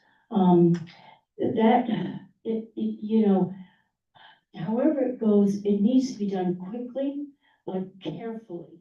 So we can't push it, although I think that it needs to be done quickly, simply because it's causing a lot of emotional distress minimally. But I also really firmly believe that we've not talked about what this has cost us financially. If we start calculating how much it costs to have 2 police officers on suspension, getting paid for the time that they've been suspended, I'm sure that we could give a lot of money to the Office of Community Wellness in lieu of sending it to lawyers and sending it to people who are not getting paid and people who are getting overtime because of this. So I would also like for the board to consider, really how much does this cost? When you lose a person, this revolving door that we seem to have is simply not only of people of color, but of other police officers. But the people of color just don't stay. They simply don't stay in this town to work. And I think it's really important that we try to understand what that might be costing us financially. And perhaps that will encourage our community to think about how we need to be more welcoming and do more to make them feel comfortable. This is not going to be something that the new police officer who is of color is going to feel comfortable about. He's going to be in an environment where he is going to understand that they're going to be watching him closely, and he is in a culture that has other police officers angry, because I'm sure that other police officers would deny that this could possibly be going on. So so it's 2 things: to think about the financial cost, and also think about what do we do about the new police officer that is here too. How are we going to make him feel comfortable? How are we going to make him feel like he's in a place where he is welcome, especially when we know that there's been so much conflict with the current police chief. And it's really, really unfortunate. But more so, we have to take a stand. It's not a question of being unfortunate. It's a question of taking the leadership that we need you as the board to take to make sure that the people who come in have a way of feeling welcomed. And so that there needs to be some process for all of the employees of color. BIPOC people come and go in our community as employees, and we've got to find out how we as a town board can stop that from happening. Thank you. Anyone else? Go ahead, Tom. And then, sir, you're next. Sorry. Yeah, I'd like to speak, one more time on the, proposed policy of selling guns to, police officers. First off, though, I want to apologize to you and to, former police chief Snyder, that I misstated his position on town gun sales. I did speak on the basis of what I believe to be authoritative information, but I was wrong. Thank you, in fact, for attaching his letter to the published agenda for tonight's meeting, instead of just keeping it for yourselves. Though that's something that's generally accorded only to business documents. You wouldn't publish something from me arguing for something, or just because I wanted to argue for it, wouldn't do that. The letter did not just correct the factual record to show that he supported sales during his tenure, but also recorded his opinion that financial considerations justify the sales. I maintain that the money argument is not as compelling as it would seem. In the first place, revenue from such sales is not an anticipated revenue stream in the town's budget planning, and its absence would not have to be made up. The receipts from sales would be more in the nature of a windfall, and it will not lead to any reduction in taxes. Again, the new guns that the PD purchased were funded from the seized asset fund, and there was no consideration of offsetting revenue for some selling the old ones. Secondly, it is not a significant amount when spread over all of the town's taxpayers. Thirdly, and most importantly, not collecting this revenue should be considered an expenditure or an investment to ensure that something bad will not happen. It's like spending money on a fence around Moriella Pool, or painting warning lines, or spending money on highway safety. As previously mentioned, placing what amount to additional private guns into the hands of officers raises the risk of grievous harm to them and their families, and to others if those weapons happen to be stolen by others. Even trained officers do not always take all the proper precautions. And as mentioned, police officers have a higher incidence of suicide, domestic violence, and mental health strains than the general public. Please don't, as the saying goes, be penny wise and pound foolish. That's what this Remington. Stand on the side of safety. I do also want to add two more specific comments about the proposed policy.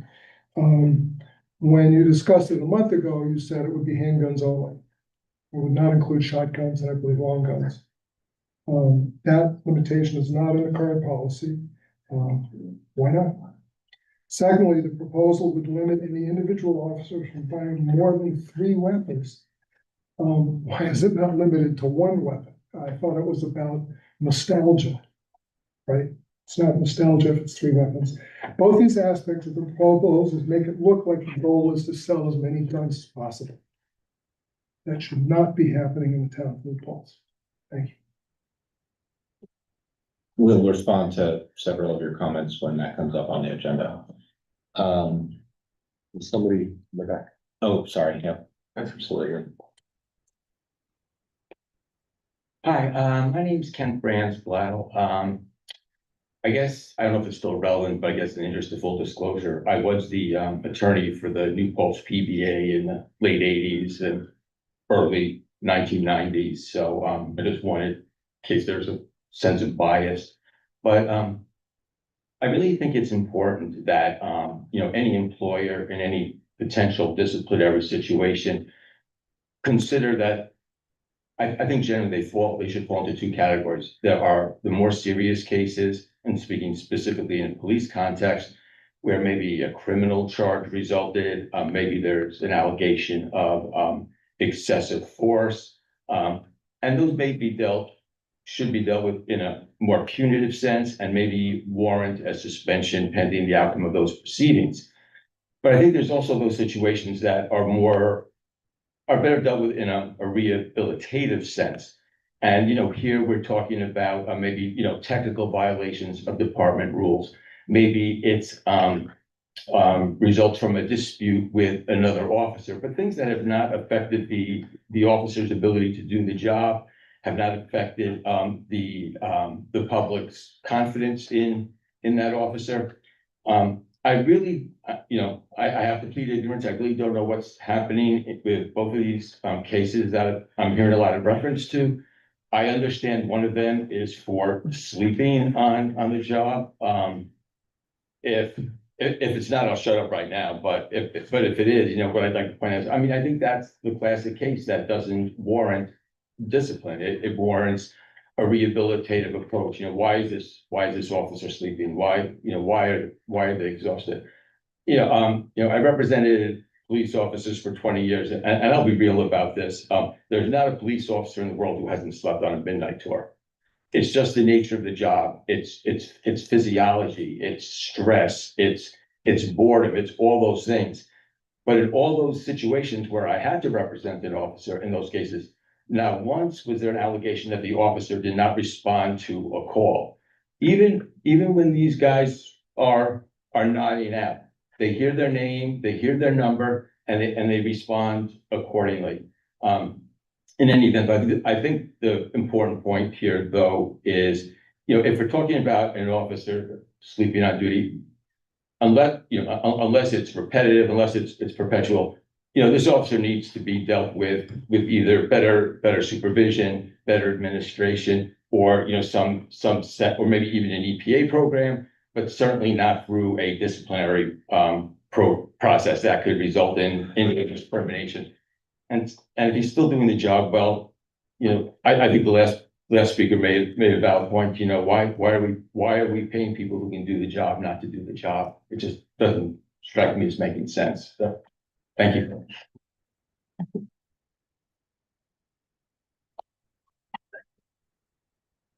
I'll be brief. Joe Londa, Town of New Paltz. I just want to thank the board for approving the updated procurement policy. And I believe we're now operating under a consistent procurement policy between the town and the village. That's a great thing. And the update was basically to include the requirement for documentation for the purchase of the fossil fuel vehicle or appliances. I know that on the agenda tonight, we have the purchase of a vehicle. I hope maybe documentation has been submitted. And I have no expectation that a heavy duty snowplow is going to be electric.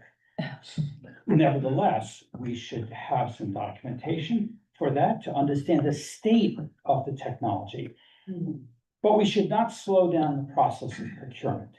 What I'd like to suggest is if you approve the purchase tonight, that you make it contingent upon submitting documentation for the next town board meeting so that we continue to move forward and we begin to practice the process. We should understand that the documentation is perhaps not for the department head, it's really for the board members to understand what is the state of electric technology today. So that's why I'm asking that we make this happen and begin to make this happen. Just a closing thought, a little bit different subject. As we move towards consolidation and building code, eventually will be taken up as well. It's time to begin to think about an all-electric new building construction code with the requirement for solar panels. This should be what we begin to do next, and the consolidation is a great opportunity to do that. Thank you. Anyone else? Public comment? Okay, County Director of Planning, floor is yours. A little story tonight. It's landscaping season, so. Well,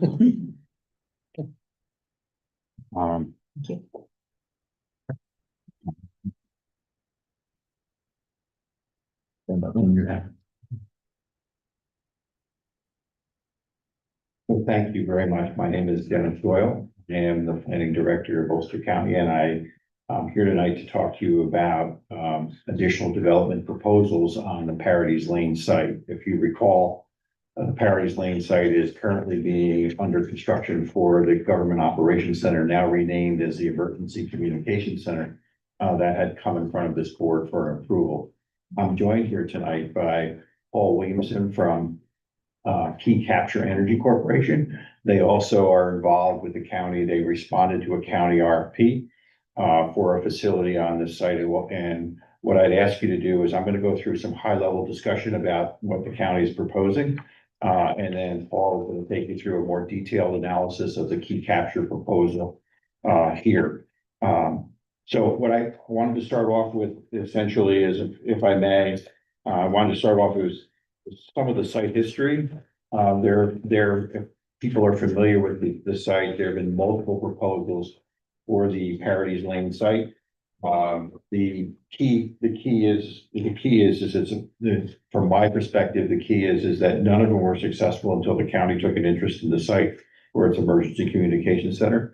The site is about 57 acres. It is formerly used for agricultural use.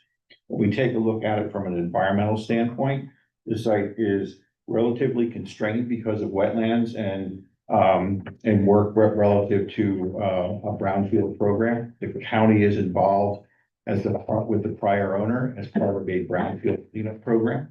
The site has contaminated soils related to the former agricultural use. Those soils are generally contaminated with heavy metals.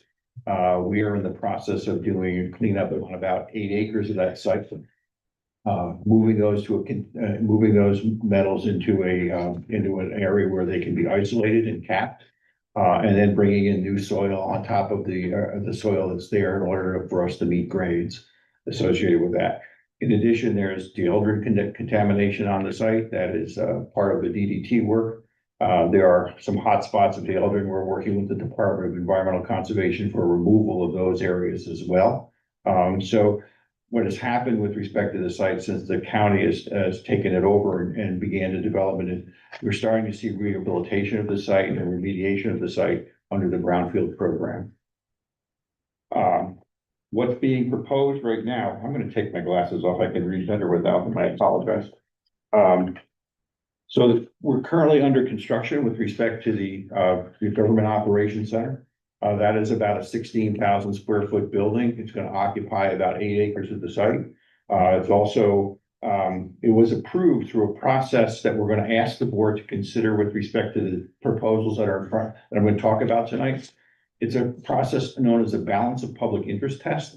And that balance of public interest test is essentially comes under a seminal case that was decided many years ago called the Monroe case. There's a more recent case that's been involved here that's called the Beekman case, and that's just across the river. And that's an important case, and I'll explain why. The other thing that I want to talk to you about in terms of what exactly is proposed, the county is proposing a ground-mounted solar system of about 305 kilowatts. That solar ground-mounted system probably will use somewhere in a neighborhood of between 2 and 2.5 acres of the site. It will be proposed for the northern portion of the site, and I'll give you some air photos of those areas. We did some drone flights over that area. And this is what we call a behind the meter feed, or it's going directly into the county's ECC building and providing power to the building, and it helps the building achieve what we would call net zero in terms of its energy use. It is on a tight timeline. The reason for that tight timeline is the ability for us to collect solar credits. For us to collect solar credits associated with this development, we would need to be operational by the end of 2027. That means we really need to start construction sometime this summer in order to get all the parts in and begin to get it to be operational in that timeline. You just explained to the board and the public where the solar credits come from, please? Sure. These are federal. Thank you for that question. These are federal solar credits. And there are some minor credits that may be trivial to the at the state level. But to give you a sense of how important they are, they're about 30% of the project costs can be claimed as federal solar credits, and they go away at the end of 2027. At the end, yes, the end of 2027. And the system doesn't even have to be, it has to be operational, not just under construction. Okay? The other proposal on the site is Key Capture. Key Capture went through an RFP process with the county. It's a battery electric storage system. It's about 94 megawatts. You're gonna hear more about this from Paul. And the proposed location of that facility is in the southwest corner of the site. If you turn your pages, you can get a sense of where you are in terms of the overview. If you look at the overview for the solar area, to the north is Paradise Lane, to the east is South Ohioville Road, and to the west is the county's under, you can actually see the construction trailers, the area that's under construction with respect to the government operation. The next picture gives you a little view of that area, looking back from the to the west. And if you flip the next page, you're looking at the back side of the site, and on the left-hand side, you can see the off-ramp from the thruway coming together. And that's the area in the area that where the battery electric storage facility will be located. Wait, can you repeat that? Where's the battery storage place gonna be? Well, if you turn to the page, it says an overview of the best area, right? And what that would be is essentially, and that's, by the way, that's not 2 acres. It's gonna take more than 2 acres for that battery electric storage area. But you can see the off ramp coming together on the thruway on the left-hand side of that photo. It's right around that area? It's right in that area right there. Okay. Then I'm talking about more detail now, so. Yeah, you'll see it. Yeah, thank you for that, Paul. We'll see more detail about it. Well, why are we here and why is it important for you to hear about this as soon as you can and begin us to make decisions relative to this? It has to do with the balance of public interest test. Under the balance of public interest test, there are 9 items to be considered. The county will be an encroaching government relative to your zoning statute. So we're trying to seek immunity from your zoning statute as it relates to both projects. In one instance, the project is definitely immune is definitely eligible for immunity because it's directly being undertaken by the county and will undertake a county facility. And the second one with respect to Key Capture is recent case law basically indicates that private parties on public lands can benefit from a balance of public interest test, and that's what's happening here. So, and if you look at those, the tests are right there. I won't read them to you. But the key in my mind of these tests has to do with the intergovernmental participation in the project, in the development process, and opportunity we heard. So if you decide to go forward, and we can go forward relative to the balance of public interest test, one of the things that we're going to ask you to do is to hold a public hearing associated with that. And we're going to ask you to take a look at how we're going to proceed and what board at the local level would make those decisions. So if you turn to the next page, you get a sense of the responsibilities of the town and the responsibilities of the county with respect to those decisions. So the town's responsibilities for both the solar project and the BESS project is to make a decision about who is going to make the determination under the balance of public interest test. We recommend it be the town board. It follows a consistent pattern with respect to what was done with respect to the GOC. That decision will require a public hearing and it will require an adoption of the findings and determination relative to the balance of public interest test using the litmus test for the nine tests that are in the court case. Specific to the solar project, there will be no additional actions required by the town. The county will issue its own building permit and will not need any additional actions from the town itself. The county will act as lead agency under the State Environmental Quality Review Act, since it's its own project. That resolution has passed the county already. We will be sending out the request for lead agency designation or for intent to act to the community within I would say a week or so. Actions with respect to the BESS will be that you will have to have a conversation relative to the taxable status of the BESS and how you would approach that taxable status. And then since it was going to be built by a private party, the town would be responsible for issuing the necessary building permits. There may be some things I missed in here, but that gives you a broad sense of what would happen as it relates to that.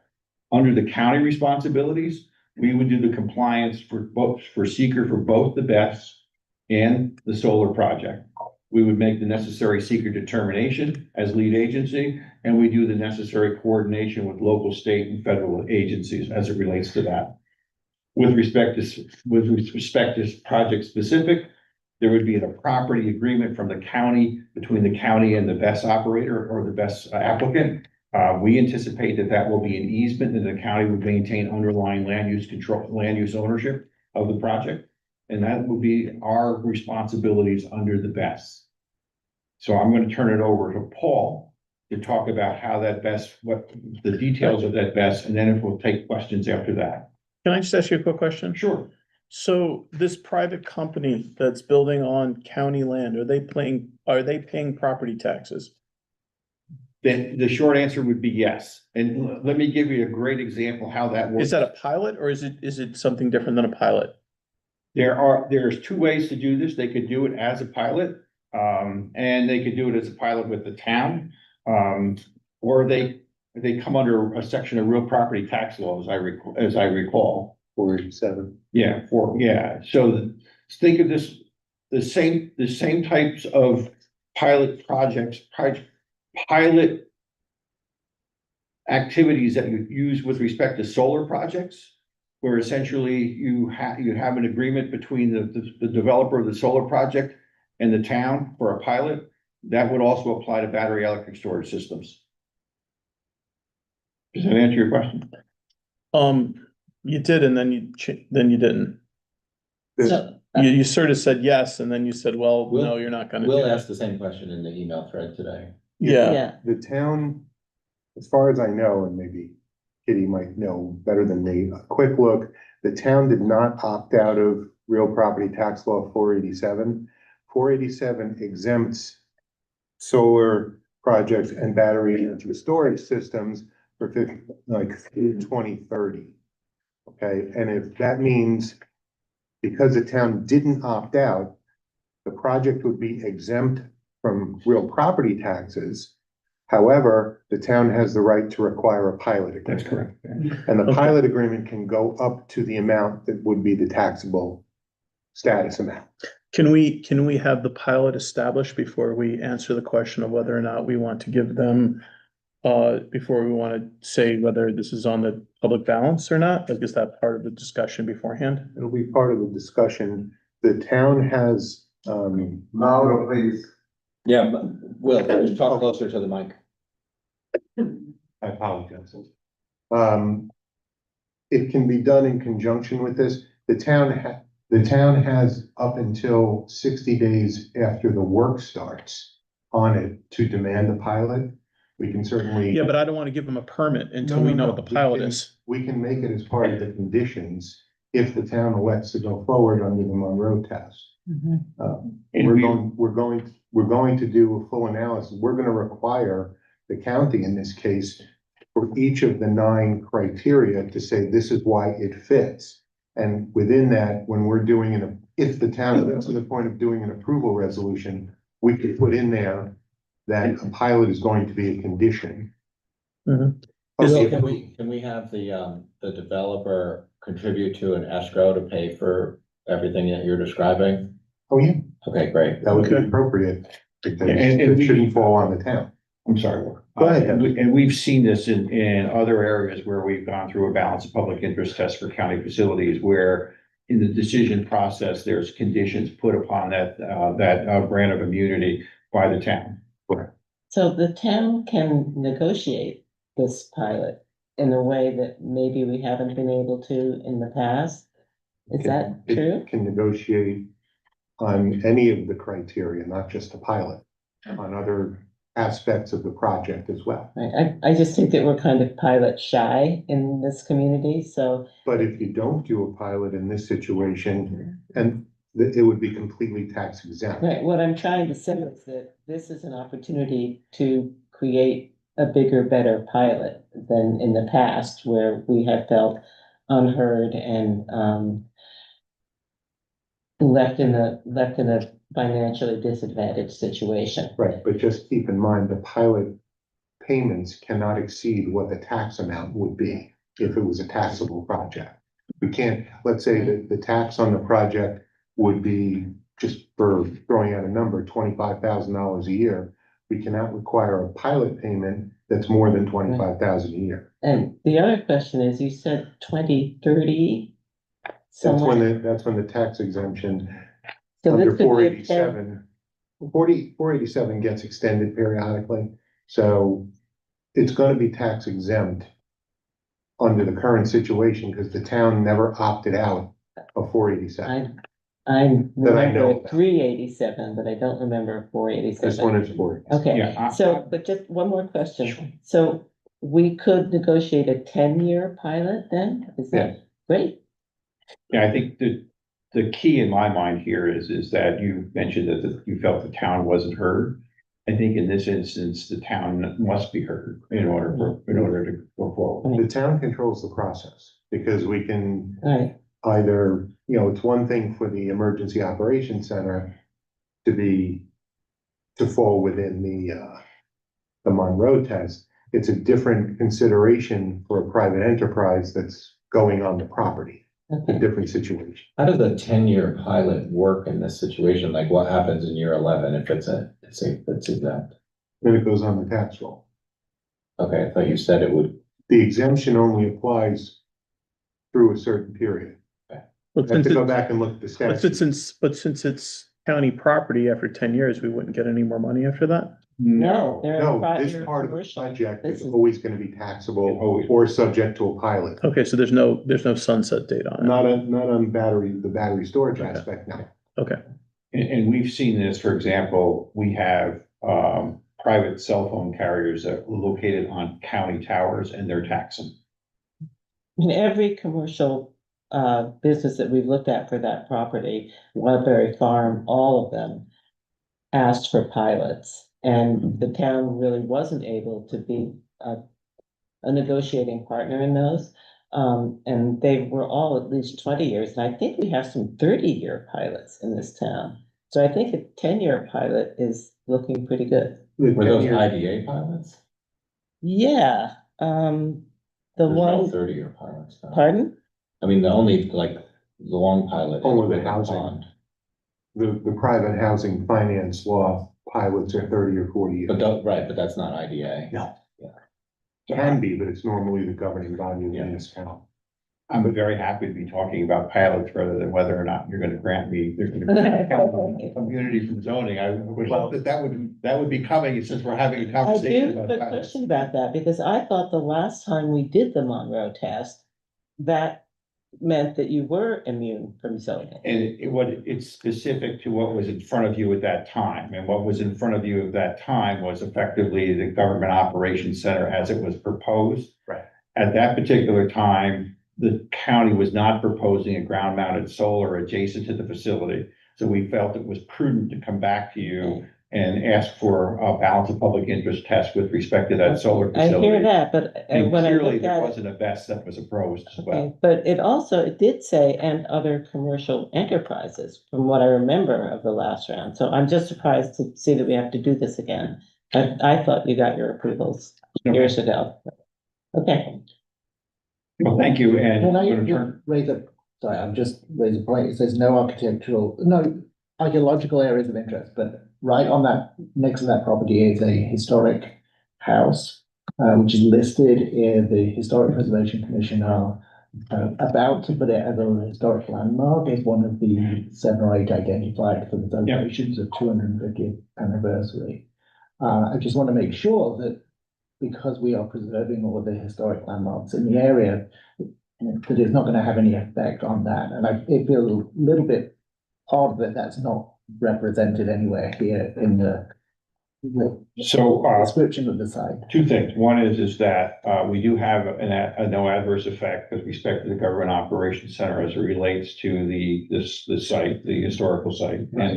And the second piece of that is the county considers its location for its solar facility to be a type 1 action because of the proximity to the historical site, the eligible historical site. That answers my question. I was gonna ask if you designated this as unlisted or type 1. I was hoping to hear type 1. Yeah. Good. Thank you. Thank you. very much.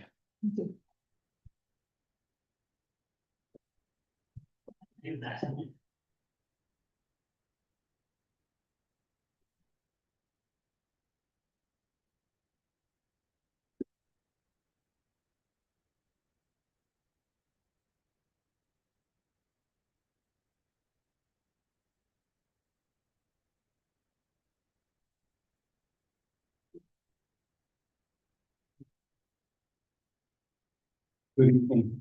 Thank you very much for allowing us the time here at your meeting to review these issues with both the county and Key Capture Energy.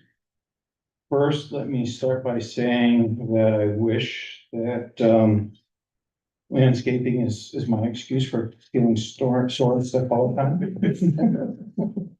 And second, I hope my appearance here is appropriate tonight. I just crawled out of the woods where we were doing an early site visit, and hopefully I don't have too many twigs on the back of my Or ticks. shirts or ticks as well. So, but in any case, I am going to walk through some basic information here on the project, starting with a introduction on the company itself, and then I am going to touch base very briefly on some other issues related to energy storage, including the market case, the technical case of why energy storage, and also safety. But I'm going to go through those issues very quickly. There's a lot there to be discussed with the town, explored with the town. I want to start tonight by planting some seeds, but not take a lot of your time this evening, because I know that you have a busy agenda ahead of you.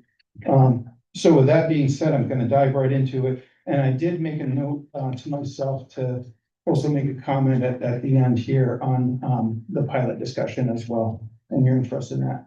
So moving on to page number 3 here.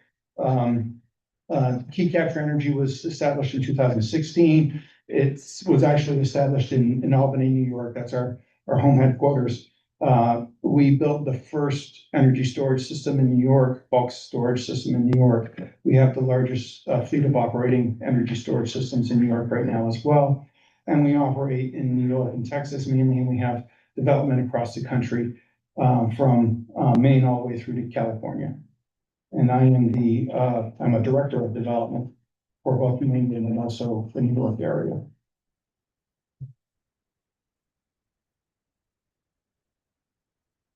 Just going to take a very brief second to just kind of run through the anatomy of an energy storage system so that everybody understands what we're talking about. When you really break down these systems, it comes down to very small battery cells. And if you look on the left side of that chart that I'm providing you with here on page number 4, the cells, small battery packs, sometimes they might be circular, looking very similar to kind of an oversized battery that you put in your flashlight, and sometimes they're kind of more of a square pattern. But in any case, what that is that when people think about these large battery systems, they often kind of conflate this with what you put in your car, and you can hear that liquid, jiggling around when you move the battery in your car. That is not at all like these systems at all. These are solid state systems. And so inside of those cells, there's no liquid. What there is there's 2 different membranes with minerals on them, and an electrolyte gel that runs in between the 2 of them. That gel is the same viscosity as a toothpaste. So if you poke a hole in the side of that cell, you're not having a whole lot of liquid drain out. Those cells are all then packaged into what's referred to as a module. That's about the size of an oversized briefcase, where all of these cells are packed into there. It's put in racks. The racks are then put in containers, and the containers look a whole lot like a shipping container. One of the major differences between the containers and a shipping container is our doors are on the outside so that you can access all the equipment from the outside. Nobody ever has to go into a confined space when you're dealing with this. And that goes back to one of the key issues when regarding safety and operations of these projects. And then also, we get a lot of questions from communities about lithium ion. For starters, let me just kind of really point out that you probably have heard, and I'm sure that you've heard commentary in the public about concern about fires that have come up in the news in recent years. When those news stories come up and when people are talking about those systems, they're not talking at all about the same type of systems that we are proposing for installation here in New Paltz. To start with, Most cases, those other facilities represent a different type of chemistry that was installed. And do not include all of the safety features and do not meet all of the current fire codes that the current systems that we install do meet. Going back to the issue on chemistry, the types of batteries that we install now are lithium iron battery systems. They are much more stable than other forms of energy storage. You might hear of lithium, cobalt manganese, some other types of lithium. That's what's used in some cars, some small vehicles such as a scooter. Different type of chemistry, different purpose, much less stable. One of the drawbacks of a battery like what we install in these systems is they take up a little bit more room. They're not so energy dense. But that's okay if you have 6 or 8 acres that you're working with, and all you have to do is add an extra quarter of an acre. If you're working in a small car space, you might need that extra space. So that's why the difference is we're working with a much more stable form of chemistry. The other thing to note there is as technology develops, there's a lot of discussion about other forms of energy, such as iron air, salt type of batteries, things like that. Those technologies are all very interesting and we track them very rapidly within our company, but none of those systems are available on a commercial scale.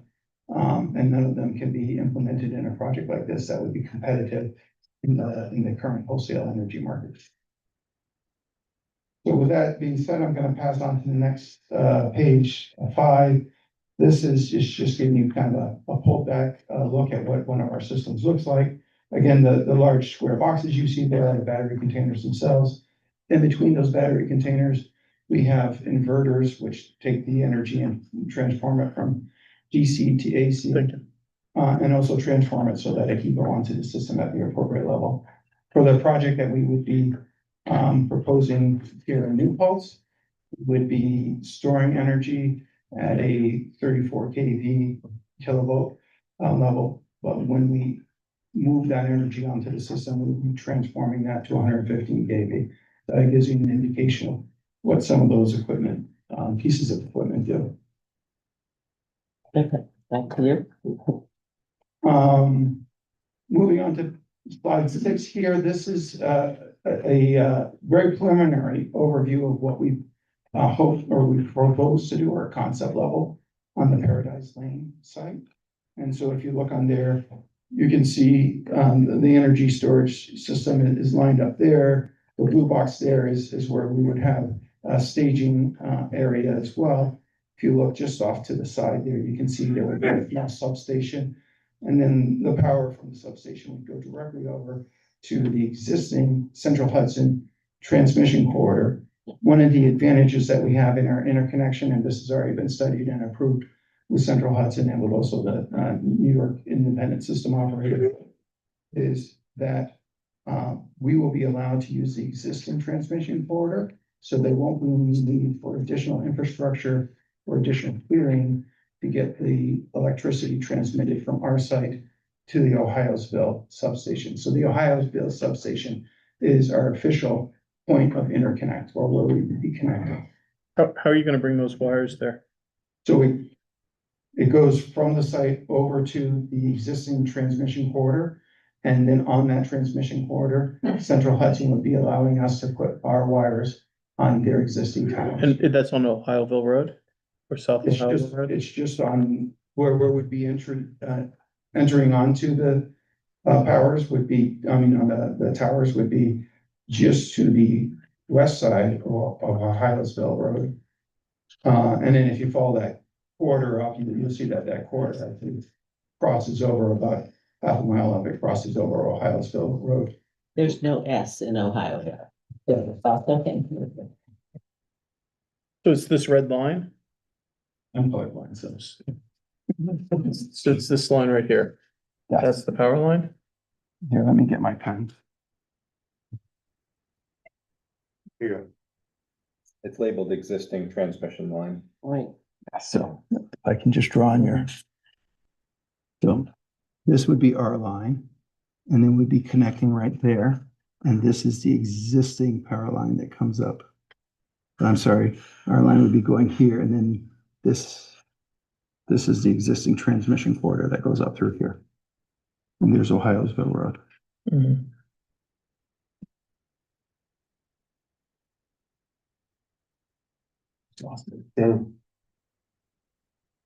I got more. One of the things to point out on this, this current, concept layout is, the fact that, we've made all efforts with the data that we, currently have on the site that's been provided from the county regarding, where wetland buffers are. So you can see that this design is meant to really avoid any encroachment on those buffers. However, the data from the county is somewhat dated, and we did have a crew out on site just last week doing wetland delineations, and that may cause some variation in what you see here for design. Have any questions, any other questions about the site itself?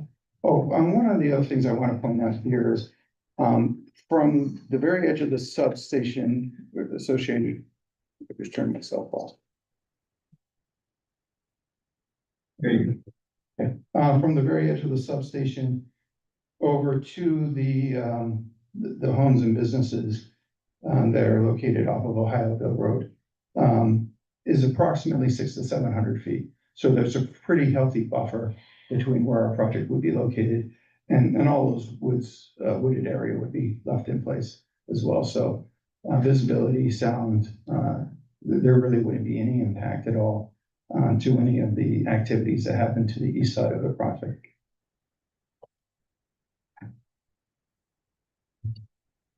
And again, the next series of slides, I'll just step through very quickly. We really intended to plant the seed for discussions as we work with you and you know, both you and the community learn more about the project and also benefits that the project bring. So some of the key benefits of energy storage include enhancing power reliability.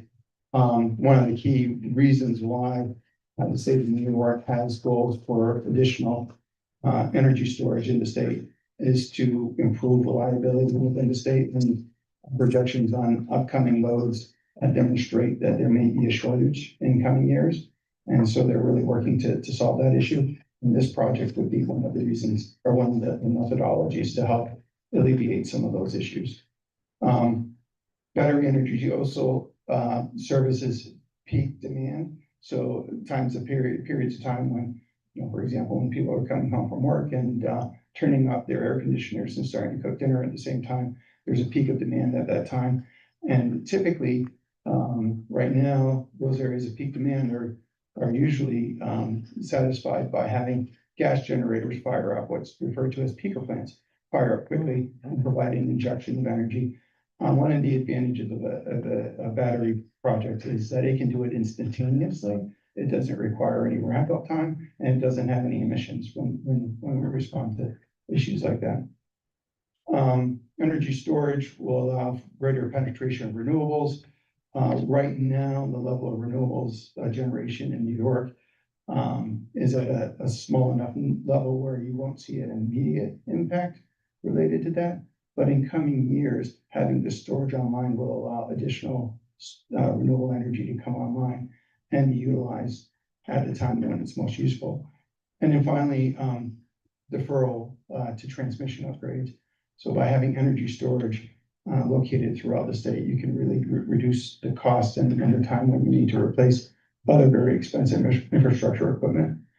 These projects are low noise, they have no emissions, and we do our very best, as in this case, to locate them near electrical infrastructure such as substations and the On the next couple of pages, I'm just going to drop through very quickly. Slide number 9 outlines a recent report that was done in the state of New York that really demonstrates how energy storage is extraordinarily necessary right now for reliability and for meeting upcoming demand.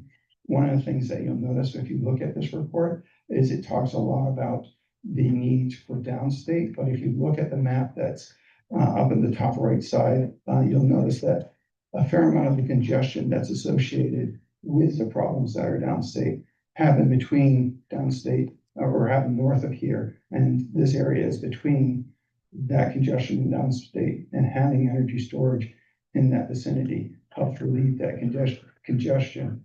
And that creates greater reliability for this greater region. So while it does improve the situation downstate, it also helps ensure reliability for the local region.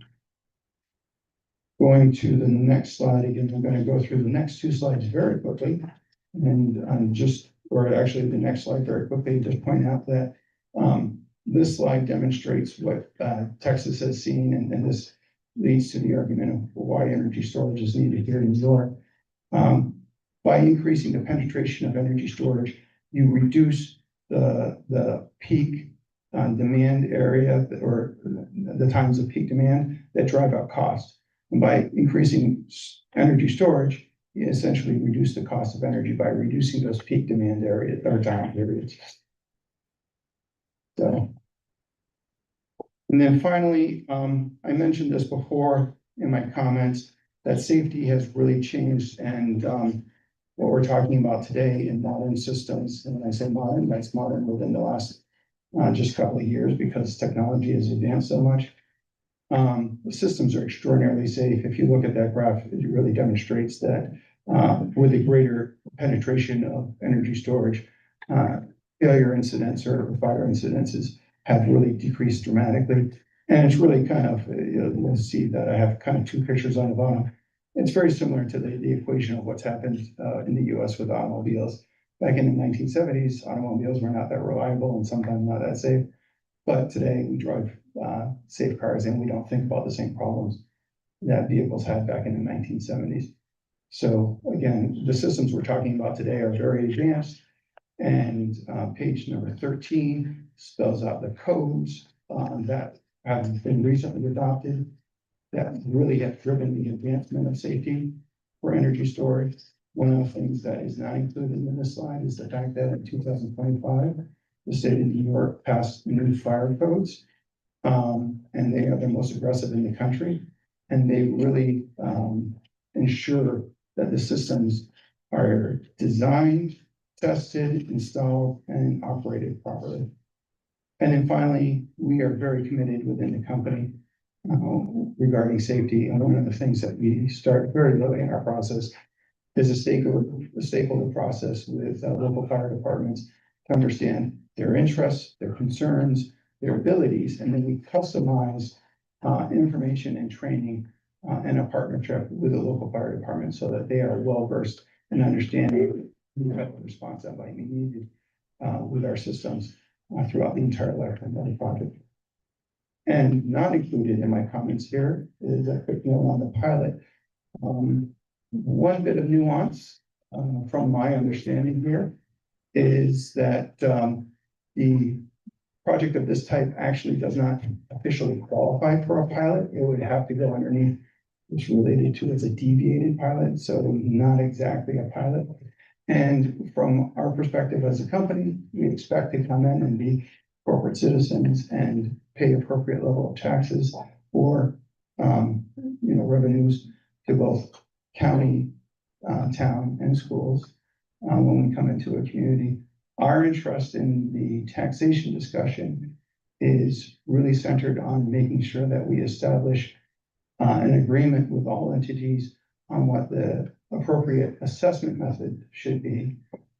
If people agree to that, we lock that in along with appropriate tax rates so that there is tax stability for the project going forward.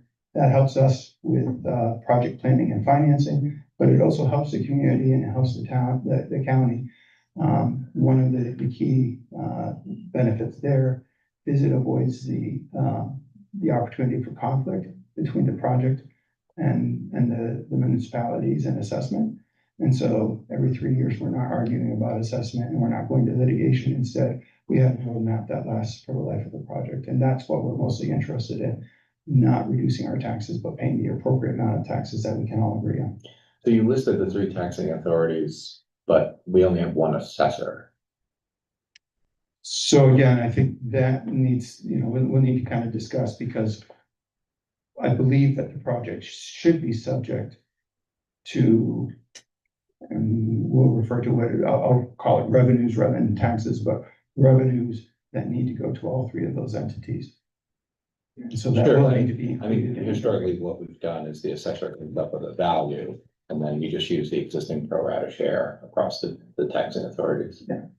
And that may be the method, and I'm not gonna prescribe that for right now. I mean, but- I just know that our assessor would be like cutting her teeth on figuring out how to assess the best system. Right, and that's why we would want to get into that discussion and work through that. And your assessor is not the first one. There's not a lot of these systems that are operating in New York. And so everybody is trying to figure this out, and we're a collaborative party in that. We don't have all the answers. We have some opinions. Our tax attorneys have some opinions, but we'll be working through that process with your assessor and with the towns to make sure that everybody is appropriately represented. So Will, can you just summarize for us like what we should be asking for and then communicating that list to Dennis and the team? Overall on the project? Yeah. Yeah, but we're gonna need, right now, we have these PowerPoints, which are great, thank you for these. We're going to need a formal request in writing for the town board to consider both the solar array and the BESS to be exempt from zoning under the Monroe and the Beekman test. They're going to need to articulate for each of the 9 criteria why this project qualifies for consideration. And that's going to be the first thing. We're going to need to get that in writing for the board to evaluate. From that point, we'll need to schedule a public hearing, ask for more information. Once the board goes through all these things, more information about the project. One of the things I'm going to be asking about, we don't have to talk about it tonight, is some sort of decommissioning plan. Okay, I didn't see anything about that in here.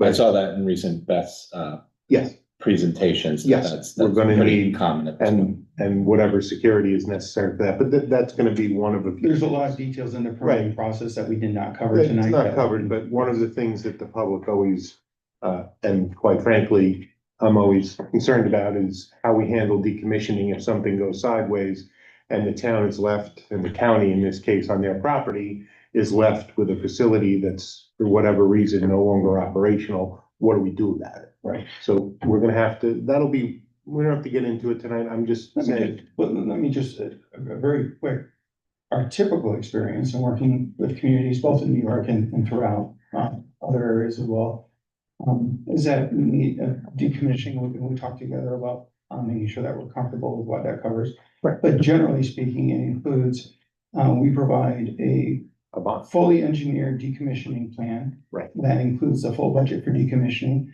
And then we provide some form of financial certainty versus surety that is held by some government entity, and whether or not that's state, county, or town is always up for discussion. But that's held by a government entity. If the project should ever go out of business, that money is already there and it's established for decommissioning. And in addition to that, with the full engineered plan, every 5 years or so, that plan needs to be revisited by statute, updated. And if there's been any changes in market dynamics that change the cost or whatever, then we have to respond appropriately with our form of security. Would part of that include like evidence that you're continuing to invest in what you own? Like, because I feel like that's kind of like in lieu of a decommissioning plan. It's like, you're showing that you're investing in your project, so the risk of it needing to be decommissioned gets reduced. I mean, that's kind of like a Joe Londa. That can be included, quite frankly, these are very stable systems. And so we have a full, very clear and understood maintenance plan for the whole life of the project that we understand going into it, at the time of building, and we'll understand what that schedule is. The real risk to the project, and should something unforeseen happen, is that there be a major disruption in the energy economics that would cause our business to go out of business. And if that happens, there's two possibilities. The first possibility is there's a very strong asset that's sitting there. As long as the energy markets still warrant energy storage, for the next 20 years in New York, there's some entity that will want to come and buy and continue to operate that facility. If the energy markets dramatically change, somebody invents perfect energy, fusion power or something like that, and it's widespread across all states, then we might go out of business and we might actually have to take the project apart. In that particular case, the money is already set aside so that if we're bankrupt and we can't do it, there's money available so that the municipality can do it at no cost to themselves. Right, so that's true. So the steps, as I said, and we're gonna need to establish an escrow for Yeah, that's review step one. by the town's engineers, by legal, and anyone else who needs to look at this.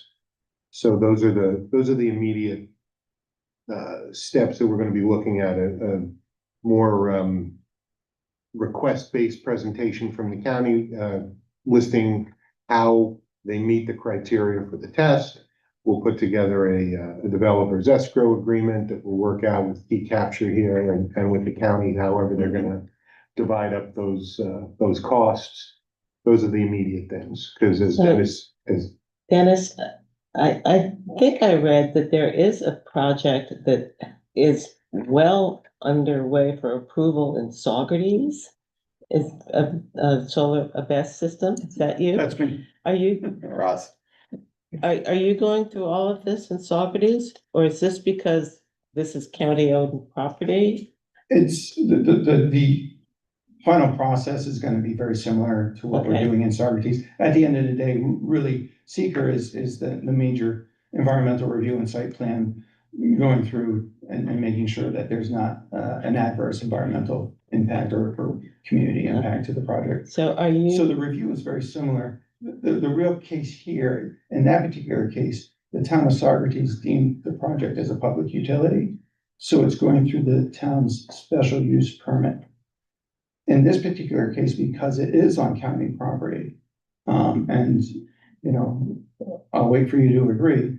But so far, our discussions with the county and other individuals in the town indicate that if most parties agree that it would be most appropriate for the county to run through the seeker process and the town to oversee that process. Okay, can you just say again what the process, the utility zoning or something is of, what is it? So this is also possible in New Paltz, but if a town makes a determination that a project is considered a public utility, and that's really up to your code officer to make that determination, then in appropriate zones, the project can qualify for permitting through special use permitting and not need standalone ordinance or other allowance, simply through a special use permit. and a use variance. You know, it wouldn't need one. A public utility, if there's no zoning in town that provides for battery energy storage, then the best system developer goes to the ZBA and asks for a use variance as a public utility.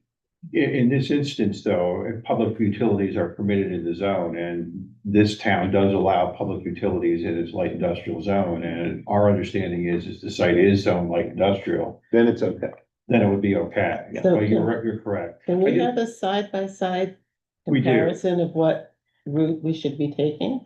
We do. Okay, I just want to go back and say from a next step standpoint, one of the things that we'd like to try to do is petition the town to essentially allow us to proceed under a balance of public interest test, and that the town board would be making those decisions. So if that's the case, and the county is the lead agency, then the town's review process is literally limited to those 9 tests associated with the balance of public interest. And then your active involvement in shaping the project has to do with making comments on the State Environmental Quality Review Act. And as an involved agency, you could make those comments and shape the project that way. But it's not like you're reviewing it like you're doing a site plan or a special permit. You're only looking at those things that are tested under the balance of public interest test. who's doing seeker? The county would be doing seeker if that's the way you decide to proceed. I'm honestly confused because it feels like the Saugerties route, is Saugerties doing a type 1 seeker? We don't know. We're just completing the type 1 and we'll be moving on. It'll still be type 1, but we're moving on to the type 2 EAF as part of the secret process. And we expect a declaration to come midsummer. And that's also, I'm assuming that the Saugerties project is not on county or That's correct. municipal property, It's it's on private property and So that- industrial. So the difference is because it's on private property, they can't do the Monroe test there. Okay. Because it's county, that's why the county is approaching us. Okay. Okay? So you would expect to see, and we want to thank you for your time, and I know this is taking much more than we thought we would take, but we want to thank you for your time, and you would expect to see from us a petition and draft resolution. We'd like you to consider these projects separately, a resolution for the BESS facility and a resolution for the solar facility. The primary reason for that is one is county owned. We'll actually own the solar facility. And two is it's on a really, really tight timeline. And I think it's much more simpler, quite frankly, than the best discussion that you're gonna have. The thing that's going to speed it up is when we have the numbers worked out for the pilot. So the faster you get that number to us, the faster we can look at this. Otherwise, I'm gonna drag on because I need to know that number immediately. So the Well, next time please, let me finish. Sorry. That number is critical. I need to know that because if you say it's $50, I'm gonna go say, we're not gonna take you very seriously. So that number, that pilot number, we need that now. The next time I see it, we need to have that. That can't be something that you're holding in front of me like a little thing. Oh, we're gonna do it, we're gonna do it. So fine, but let's do that for the best. But I think the county is very anxious to move forward with the solar array. Yes. And the solar Let's would keep them not be separate. taxable because we're gonna own it. So it's county facility. Mhm. But then 100%, Sean, ask for Yeah. the hard Yeah, questions. that's, because you're combining these two together. Actually, we're presenting them together. We Okay. don't want to combine them together for approval purposes. I have a quick safety question. I'm happy to hear that there's a great decrease in fires and that technology is advancing, but I'm assuming that there's still potential for fire. And is it the same protocol of let it burn as the others? It is, so, industry practice, that's both, not just practice, but been tested and recognized and verified by a variety of different parties, is that, if you have a thermal overload event, the best thing to do is to isolate that, shut down the entire system, isolate that. When you look at the list of codes that I provided here, one of those codes, one of the parts of it is that in the manufacturing and testing process, the manufacturer has to demonstrate that when they force cells to go into thermal overload, that those cells do not propagate, fire does not propagate to other cells. And so that's one of the key components that's in modern systems, that's not in past systems. So that really helps with that whole issue of isolating it. It's basically in a fireproof container. You're isolating it, you're letting the energy dissipate out, and you're just standing by and being certain that that fire does not spread to any adjacent areas, nearby buildings, nearby brush, anything else like that. So that's really the major role. In that approach, you avoid the effort and the issue of making the fire worse by introducing water into an electrical system. You avoid the issue of additional water runoff. In most cases, you avoid the issue of needing any water at all, because in most cases, when you're following that protocol, there is no need for water. And it really constrains, the response or requirement to being much more limited. Thank you. Okay. All set, thank you. Thank you. So then, we'll continue to communicate. Yes. We're all set for at least Can this. we get these in a form so that they can be on our website for the people who need it? My presentation I sent to the supervisor Okay, this afternoon. great. And it was late this afternoon, so. Okay, Yeah, And I have we not, have but I it. will tomorrow. okay, great, thanks. Thank you. Thank you. So I want to go into executive session real quick, but our plan is to come out. I move that we go into executive session to discuss proposed pending or current litigation or to receive legal advice from legal counsel. Hold on a second. Second. All in favor? Aye. And we'll come back out shortly. One issue executive.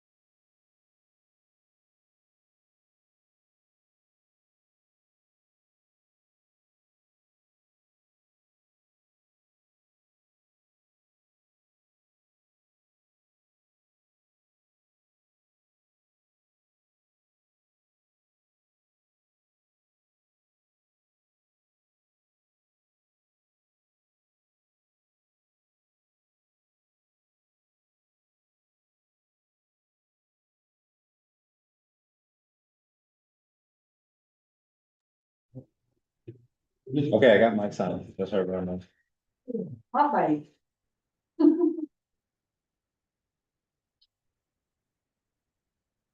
I move to leave executive session and Councilmember Lauren seconded it. 9:00. All in favor? Aye. Okay, and so regarding business agenda number 1, engagement of Nearpass and Kogel to conduct an impartial, independent investigation into allegations of implicit bias within the management of the New Paltz Police Department. The investigation's estimated costs range between $24,000 and $28,000. We got some public comment tonight about, you know, if we do proceed to talk with Cape Nearpass about, you know, coming up with a timeframe. And just so everyone has content, the report that was conducted and that was provided to the town board in December, that cost $12,000. So just so, you know, we're being super transparent about how much these things cost, you know, that was the cost of that report. And this one is estimated at between 24K and 28K. But the investigator did say that she tries to err on the high side, for whatever that's worth. So we, you know, I think it makes a great deal of sense for us as a board to formally engage Nearpass. Does some of my colleagues wanna share anything based on probably like next steps or, you know, what we've been deliberating on or considering as far as engagement of Nearpass? I think some of the language that I was thinking that we would use has to do with it's our intent to go ahead and move forward with engagement of Nearpass to conduct this investigation. But one of the things, you know, when we shared this agenda item with our colleague, Kate Ryan, who is a public defender with Ulster County, she, you know, shared our intent of going ahead and formally hiring Nearpass, but she wanted to be involved more formally in the decision, and she's on vacation right now. So we've been talking as a board about giving her the opportunity to, you know, help us make this decision that we could probably conclude about whether we're moving forward at the May 20th joint meeting at Village Hall.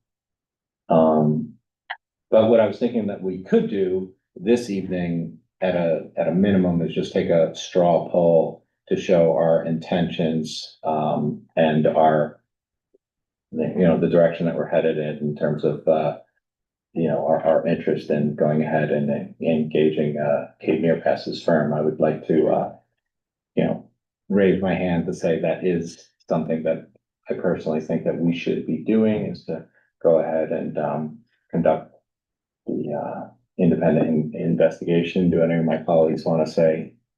I think we're all in support. Right, Yeah. so we have, you know, 4 voting members who are interested in going ahead and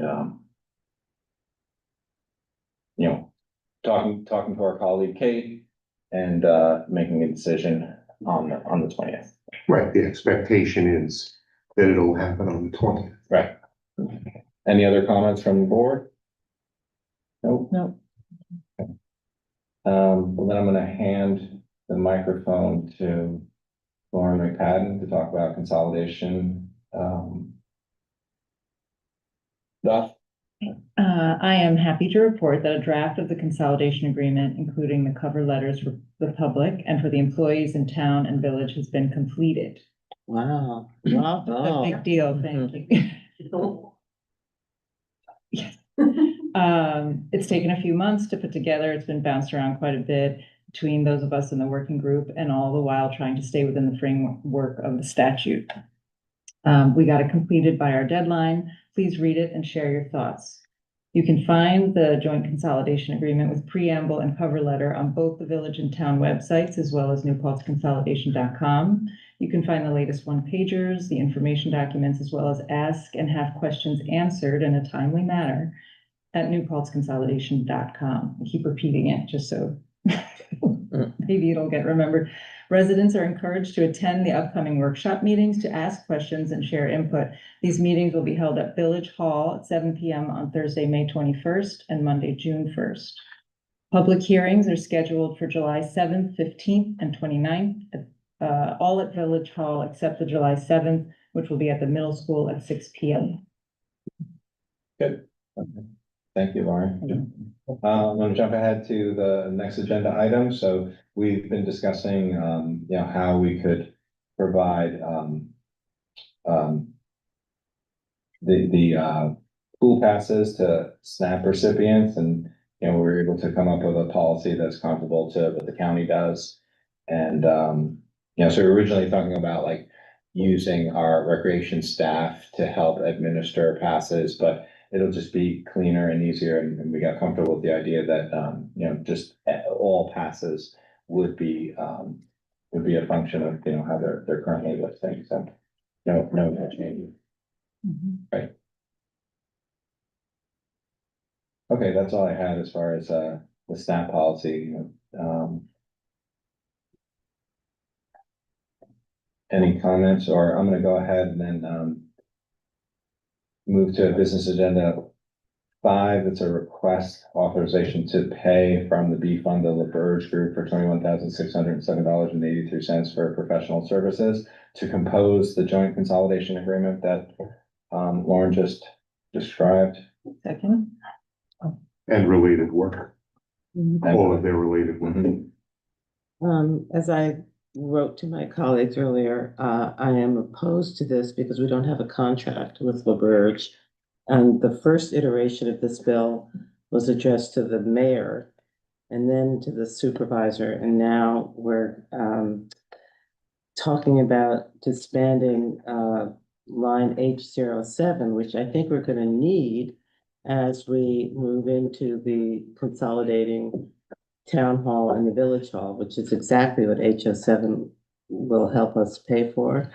So I sent everybody my idea of a draft contract with LaBerge. We did meet with LaBerge in a joint town board village meeting in September, I think 24. Talked about the contract, talked about the IMA. We also don't have an IMA with the village. Both boards voted unanimously to make some changes to the contract, at which point LaBerge said they no longer wanted to work with the town. Can I? So we don't have a formal, we don't have We a but we did. contract. We voted on the contract at the. No, joint- that wasn't a contract. It's signed, it's in Will's hand, but we voted on a contract at the joint meeting in February. We even had a discussion because you did not want to reimburse LaBerge for That's a travel. resolution, not a contract. No, It doesn't- we voted to What's- enter into the contract with LaBerge. What contract? It's in Will's hands. This one. And we do have an IMA. We've dotted all the I. Okay. Show me. Well, we're showing you the contract, but, we've dotted every single I. I mean, this is exactly why we have LaBerge as a team and the attorneys, you know, and we meet for hours to make sure, you know, everything is being handled from a technical perspective. You know, we want to make sure that the voters have the opportunity to vote yay or nay, whether to consolidate. And, you know, as KT Tobin keeps bringing up, like, you know, feel free to like judge the consolidation agreement on content, but, you know, she's very focused on making sure that, you know, any of the details are handled correctly. Well, Which, I'm sorry, I apparently did not see that this was all that I see on our town website is resolution number 6. I haven't seen this until tonight, so can you, where does this reside? It's in our minutes, right? It's in, my understanding is it was voted on at the joint meeting to contract with Laverge. The February 18th minutes of it. I see the resolution, but I don't see. It's in the minutes. There's It's a in the second. town minutes. It's right underneath that. It looks like it's one link. It's two links. Well, since I voted no on the resolution, I stand on my no vote for this. Anyway, I don't think we should be, I don't think any contract should say we are gonna go back and pay for work that was begun 2 years ago. So my vote is no. Okay. Call the question. So the ayes, then I'm in favor of going ahead and paying Laberge for professional services. Was there a second? Yes, I second. Okay. Second, so And where is that coming from?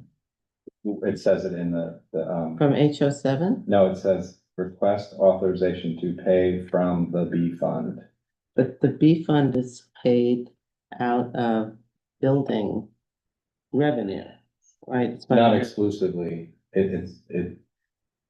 mean, the B fund hasn't collected, taxes in quite a few years because it has Right. such a significant fund balance. But the thinking is, and this is what Jean and I had discussed, is that, so the village paid for the dissolution study in its entirety, and that's basically the framework that's used for the consolidation agreement. So, to make things, reasonable and fair, it would make sense that, generally if the town is paying for something and it's not a town-wide expense because the village is paying for a portion of it, you pay for some out of the B fund and the village contributes out of its general fund. Shouldn't we have an And then, IMA so the same, we do have an IMA. signed by the town? Yes. Okay, I need to see that. Okay. Why don't we just vote on it? Yeah, so all in favor of that?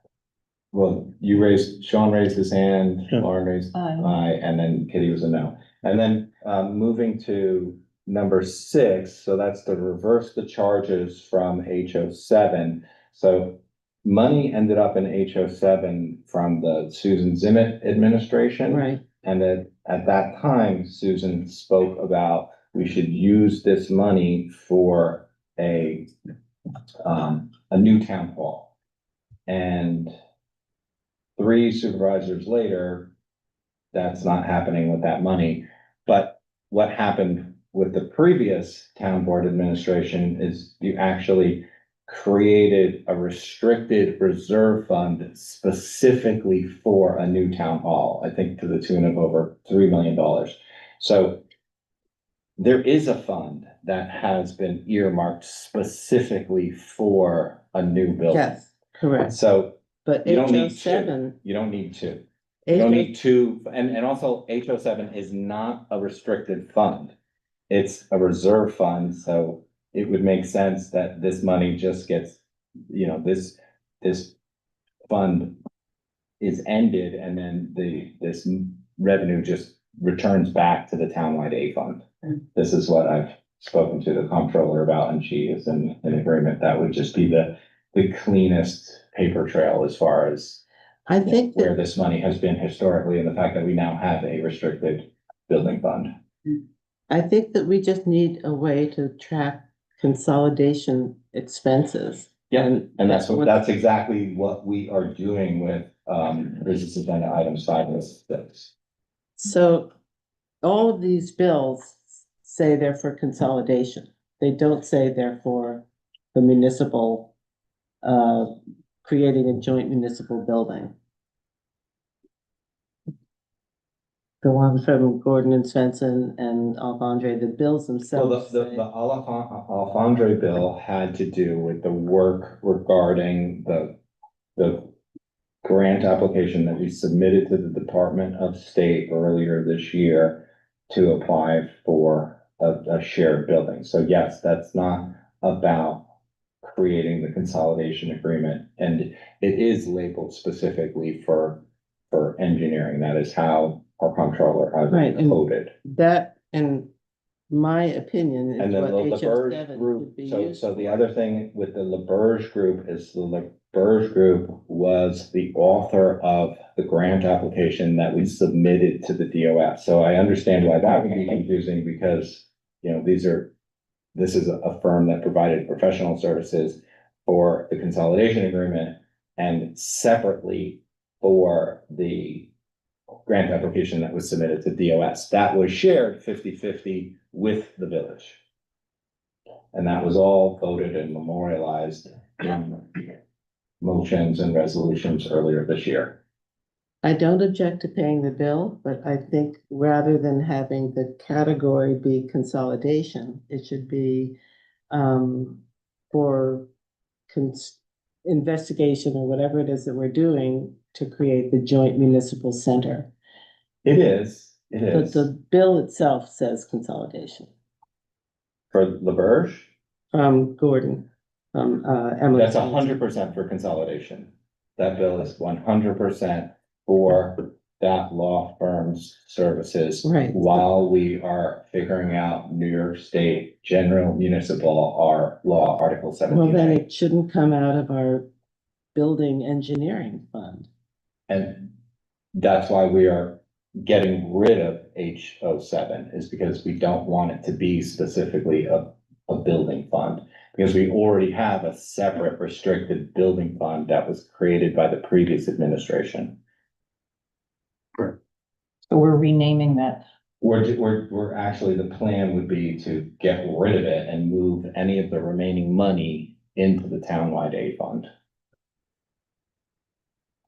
See, it says then close H07, which has approximately $120,000 in Feb 26, originally from the Zimmet administration, and add this money to the A fund. That's what. So is there Business gonna Agenda be Item 6 says. a line in the A fund that says consolidation? I mean. No, because the we're using the $3.4 B million fund, we're using the B fund for the consolidation bills. So, Because the village is using its general fund for consolidation bills. And the town's B fund is using its B fund for consolidation bills. so the $3.4 million towards a new building. No one's touching that, Okay, because we don't have a plan to build a new building. okay, well, but we're working on it. Sure. Right? So Can we It's in a just vote, can we restricted just vote on fund. this? I'm sorry, Sean, I just Can we think just vote on this this? is big money and I'm. No, it's not. It's $120,000. It's not a lot. But, building- yeah, I feel like This- you have one or two more questions, Kitty, go ahead, finish them up. I would just like to schedule a walkthrough of Village Hall. Okay. Field trip. I have the key. I got I've it, already done it. Chris. Are you? Huh? I mean, I haven't been into the old Justice Court section for I have the key. years. It's It's lovely. You didn't return that? No. Okay. Well, that's. Okay, so I'm moving, business item 6. Second. Kitty, do you wanna vote? We're talking about, Item Taking- 6. Item 6. we're talking about taking the money out of HO7 and putting it in. Exactly what it says. My computer shut down, so let me read it once more. You want the hard copy? No, this is the Svensson bill? All of the bills. Right here. Oh, okay. We're just trying to create a clearer paper trail, to your point, so we know like what these bills are paying for. Okay. Aye. Okay, so that's Hold on, 4 ayes. Okay, business agenda item 7, authorization to approve the highway department's request for the sum of $315,500 out of the highway balance to purchase a 2026 International Heavy Plow Truck from Amthor to replace a 2012 heavy plow truck approved to be sold or scrapped by the town board due to it needing plus $80,000 in engine repair. The new truck has already gone through the bid process by the town of New Paltz and is built and ready for delivery. I just wanted to add a friendly amendment that we go ahead and just get some documentation that says, we looked at, an electric truck possibility and, I can send you something Monday, it's just that there is not something in our yeah, specification. I know between you and Joey Granary, we've discussed this many times, it's fine, but I think Joe's point is, it's like, let's remind ourselves to always look, and it's not even so much for us, because we know the answer already, but if we're gonna communicate to the community, I've actually been, we got a grant award years ago for a clean diesel truck, and folks in Albany kept referring to it as an electric vehicle, and we kept explaining to them that it was not an electric vehicle, because there's no such thing.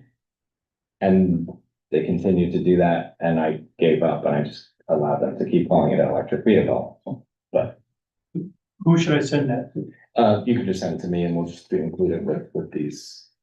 But, someone want to second my motion? Second. All in favor? Aye. July 4th celebration for our police discussion. Do you want to join us, Craig? Was there any update regarding? No. Come up and use the mic. That's right, I gotta push the button. There's a button. Remember the red light, nope. Wrong button, there you go. You gotta hold it, yeah, you're good, yeah. We're on. No, I really don't have anything to add, so I only came up here as a courtesy to thank you guys, do whatever you can do. Things are moving forward, we're raising money, we're in good shape. But obviously, I've had a couple meetings with Chief Sutton and Tyler. And everybody seems to be on board, we just need to know how it's gonna pan out. I've met with you a couple times, I don't need 20 police. I've had a couple meetings with some private security, and I've informed Sutton that together we can, keep the budget a little less than what you originally asked for, but I think he needs the money for the 4th of July, because I'm not the only thing that's going on. Okay, then let me speak with him about what he is Yeah. imagining. I think he said he's had some conversations with you, but Not more. I wasn't invited to that, but I don't know what his needs are on a community level.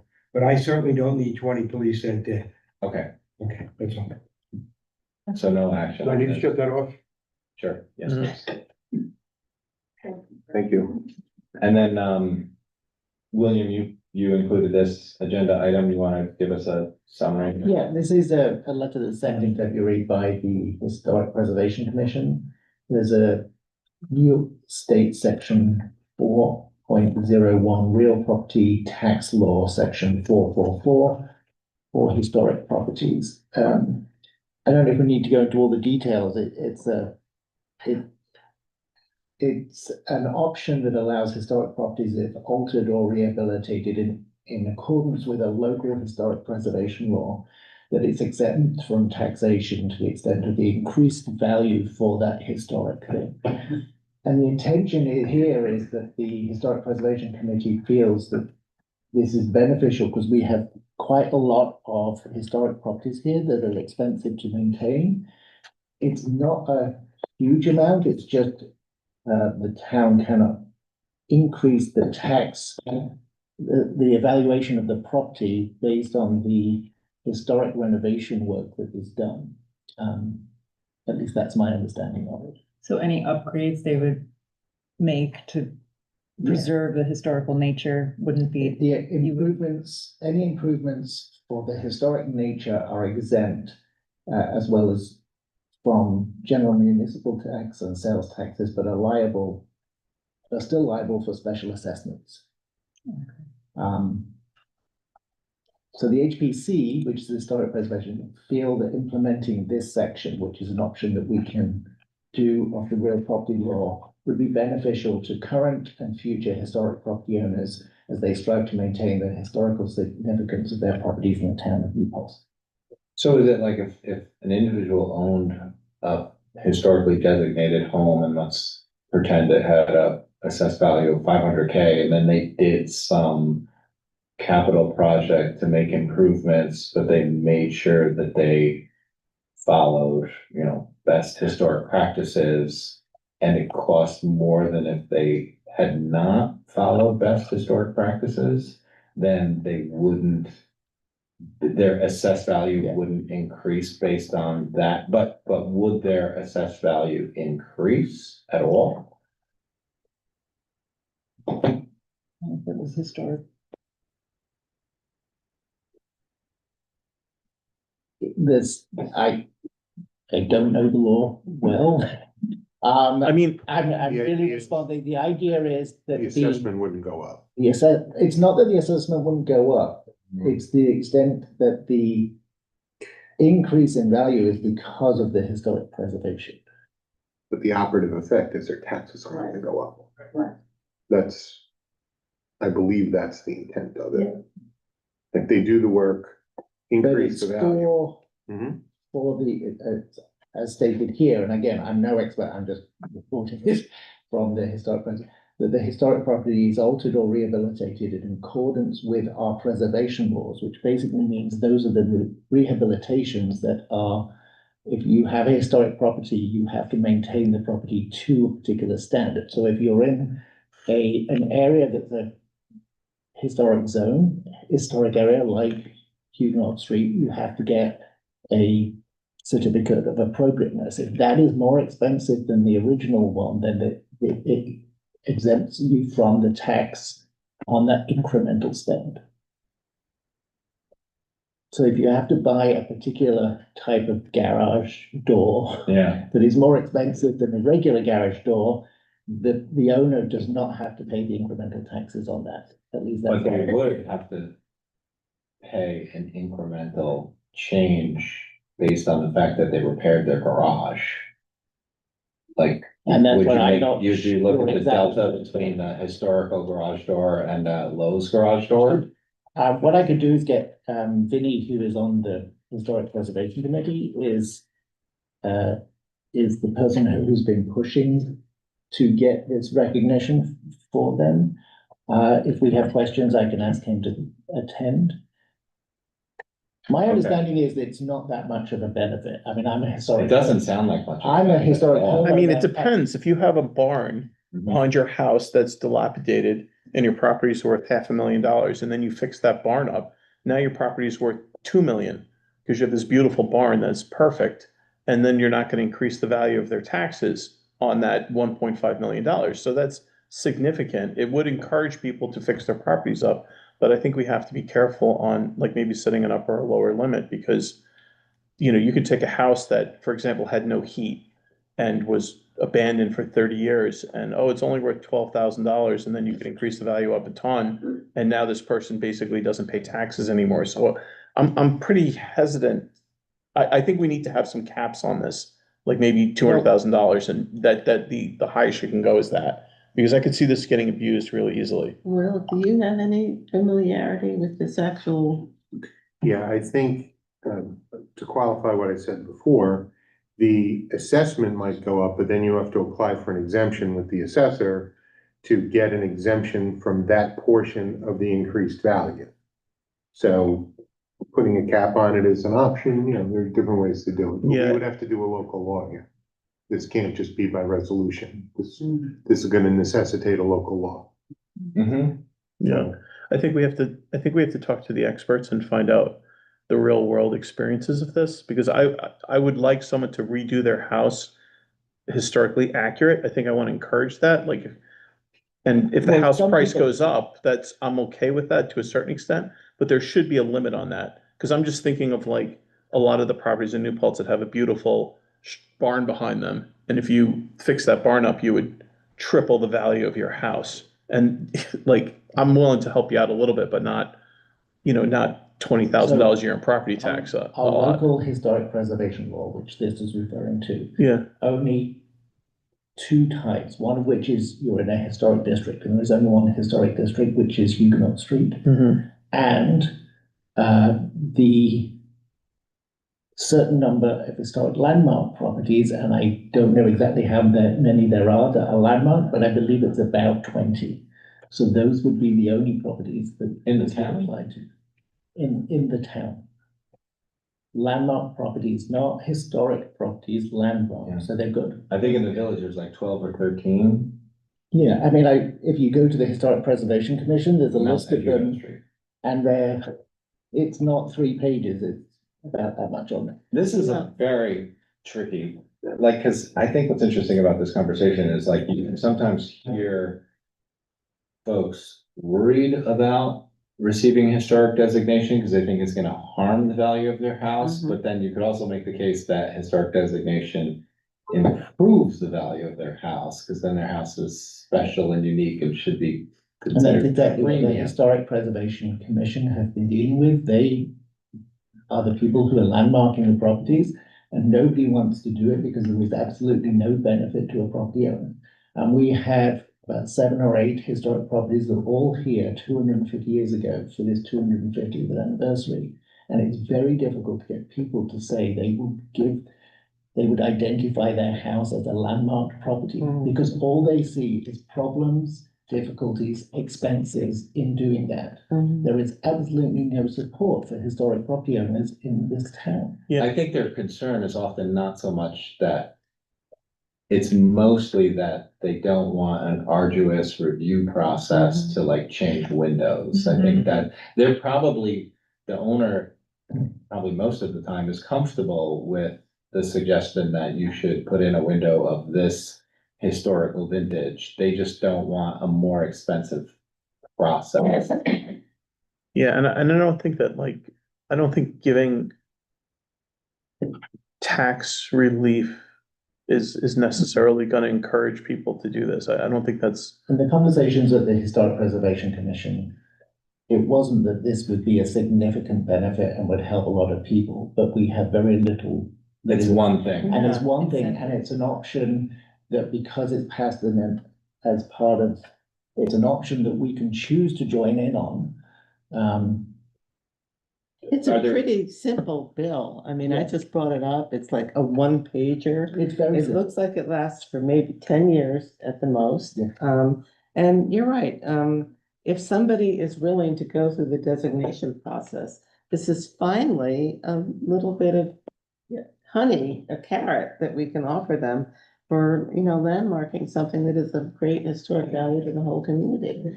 So and it says at the very end that the town has the option of limiting the eligibility for the exemption to those forms of alterations or rehab that are prescribed. So Vinnie can give us some direction on that, but yeah, I mean, we live in an incredibly historic part of the world, and it would be nice to be able to say to these landowners, these homeowners, wow, we have one way of showing our gratitude for landmarking this property. It's also, the statute provides that the first 5 years is 100% exemption on the increase in value, then it starts declining in years 5 through 10. Okay, then I'm more okay with it then, as long as So it's like written in there. year 6, it's 80%, first 5 years are 100%, year 6 is 80, year 7 is 60, then 40, 20, and then year 10, the exemption goes away. Yeah, then I'm fine with it, as long as there's a time limit But and this would this necessitates a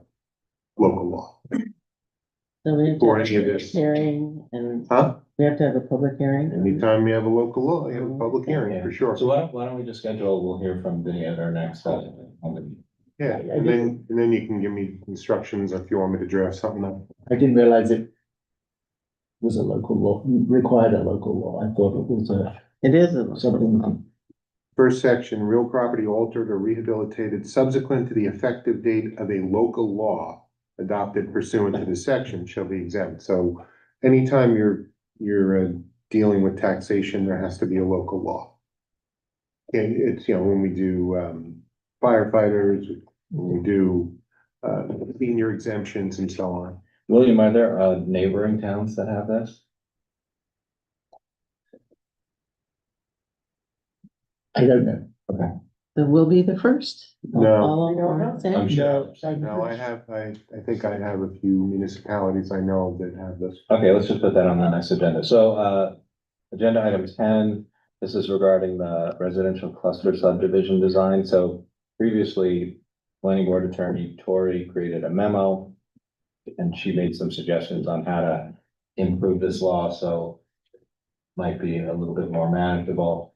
And then planning board chair Adele Ruger has also shared with me like this idea of like in the current law, there's a conservation easement and open space requirement. So like, might there be an opportunity to streamline this cluster subdivision design law and then also like make it, you know, so it's not an additional expense if you're preserving open space, it can be baked into your deed. You don't actually have to pay for conservation easement, Acquisition. right? So it would simply say you would draw on the deed an area that is not to be further developed, but it would not be a conservation easement. It would just be on the map. It'd be like in the deed, I think. How do you have The a deed restriction. deed So restriction? how does the planning board, how are they alerted to that? Well, they just had a project in front of them where they were doing this because they couldn't create like a common space for everyone to share as the cluster development Yeah, idea. But yeah. each property has its own deed, not, they can build in this area, but not beyond. In, what did you just say? It was The deed restriction. deed restrictions. Okay, I mean, if they think that's more manageable, I can just see that if I'm on parcel A and I'm not allowed to cut down any trees, and my neighbor on parcel B has the same deed restriction and starts cutting down his trees, then it's up to me and parcel A to go over and tell my neighbor. But that exists for every single law currently. Like if you do something that's not allowed per local law, And we've had examples of that in commercial buildings in town, but that's another subject. But in the past, we had a, monitoring agency sitting right there that would, go out and say, wait a minute, this is a conservation area and you have cut down all these trees. but you also could just So- call your building department. Well, so the building inspector would go and enforce, 100%. Like they. does that work for the land trust? Up to Mike or? Sure.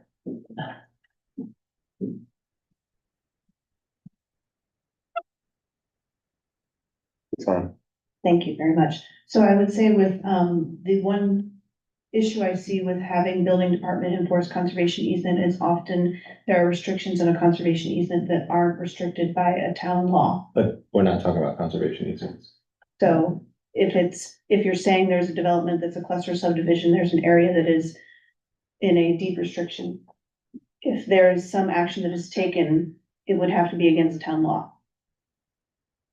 So my only point is with most restrictions Like of clear conservation cutting. easements, it's not clear what. Clear cutting or building a tennis court.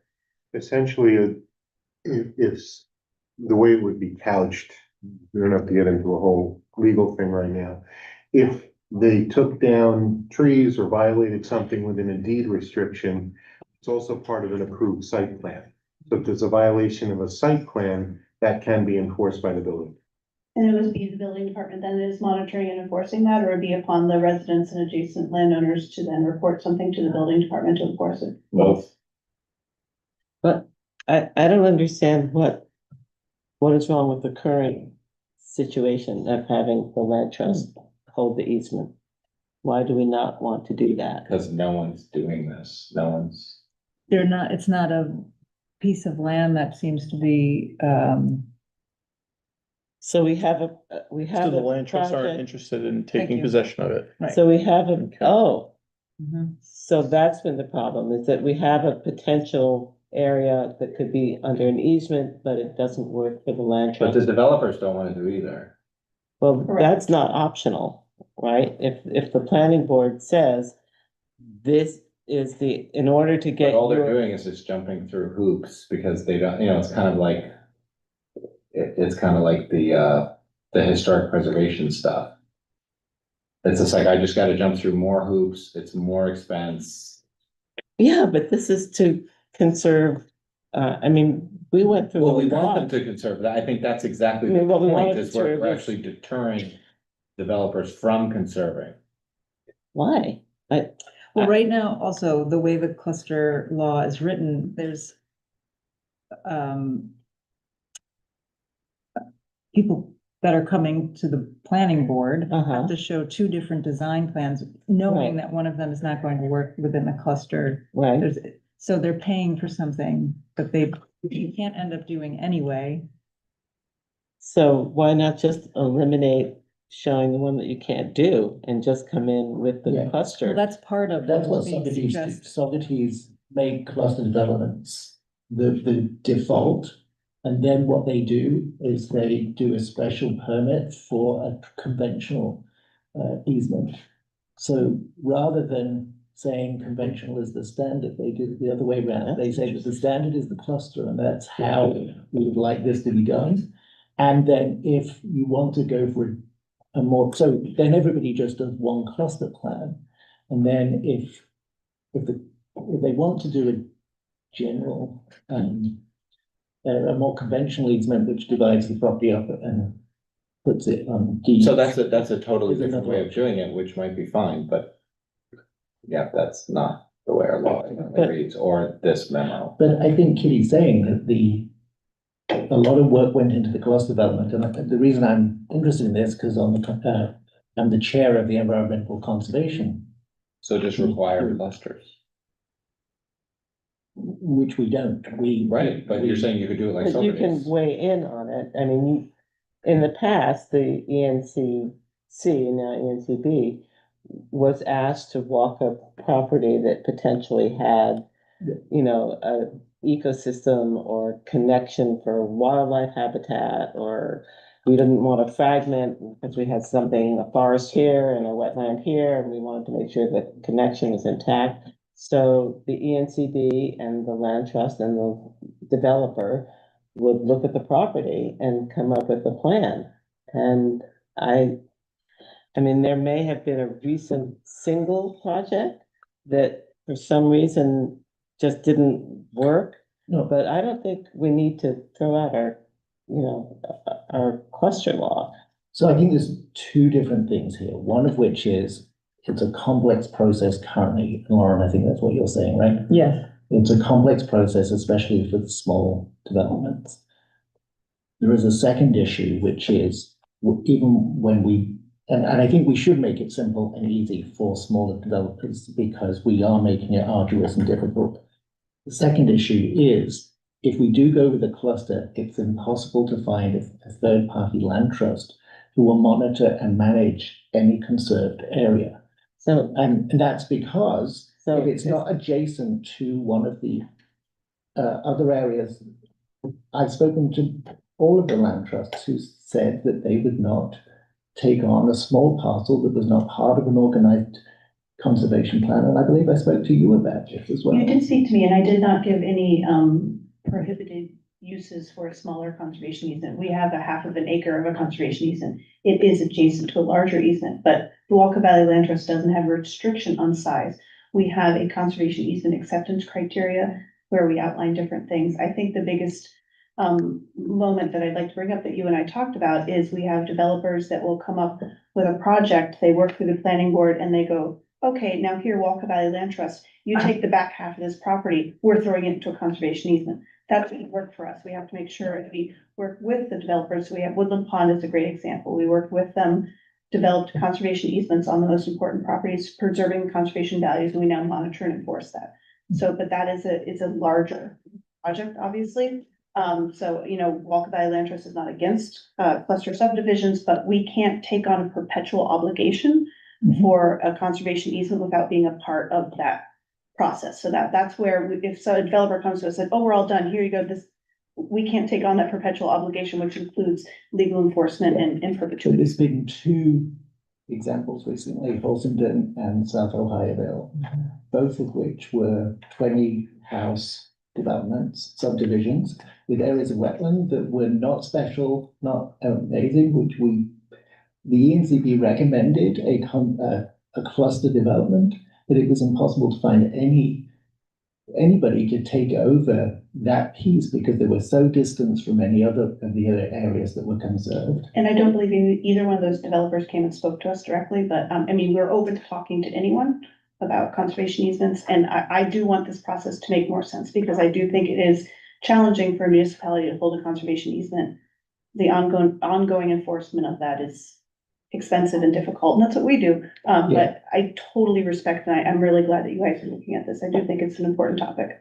I mean, because I think the cluster developments are the perfect environmental plan if we can find a third party. But in the last 3 or 4, we have been unable to find a third party. It causes a lot of distress and months of, and at the end of the day, what happens is, because it's non-executable, it goes to a standard conventional thing, and we don't preserve the environmental aspects at all. And that's what worries me, is I feel like we're losing the areas that we're. I totally agree. I just had my land trust hat on with it. We can No, accept I- that. I totally agree. That's why I was thinking, don't require conservation easement. Just do a deed restriction, make it easier. Okay. So the land trust and ENCB walked these properties and there was a plan for a conservation easement that was rejected by the By the land. planning board.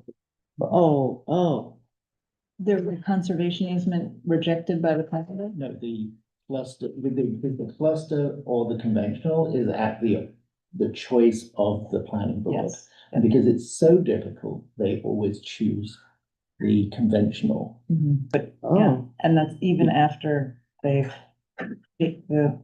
applicant has paid to have 2 different drawings and spend double the amount of time on that. that seems like an easy fix, is that we reverse it the way Socrates does.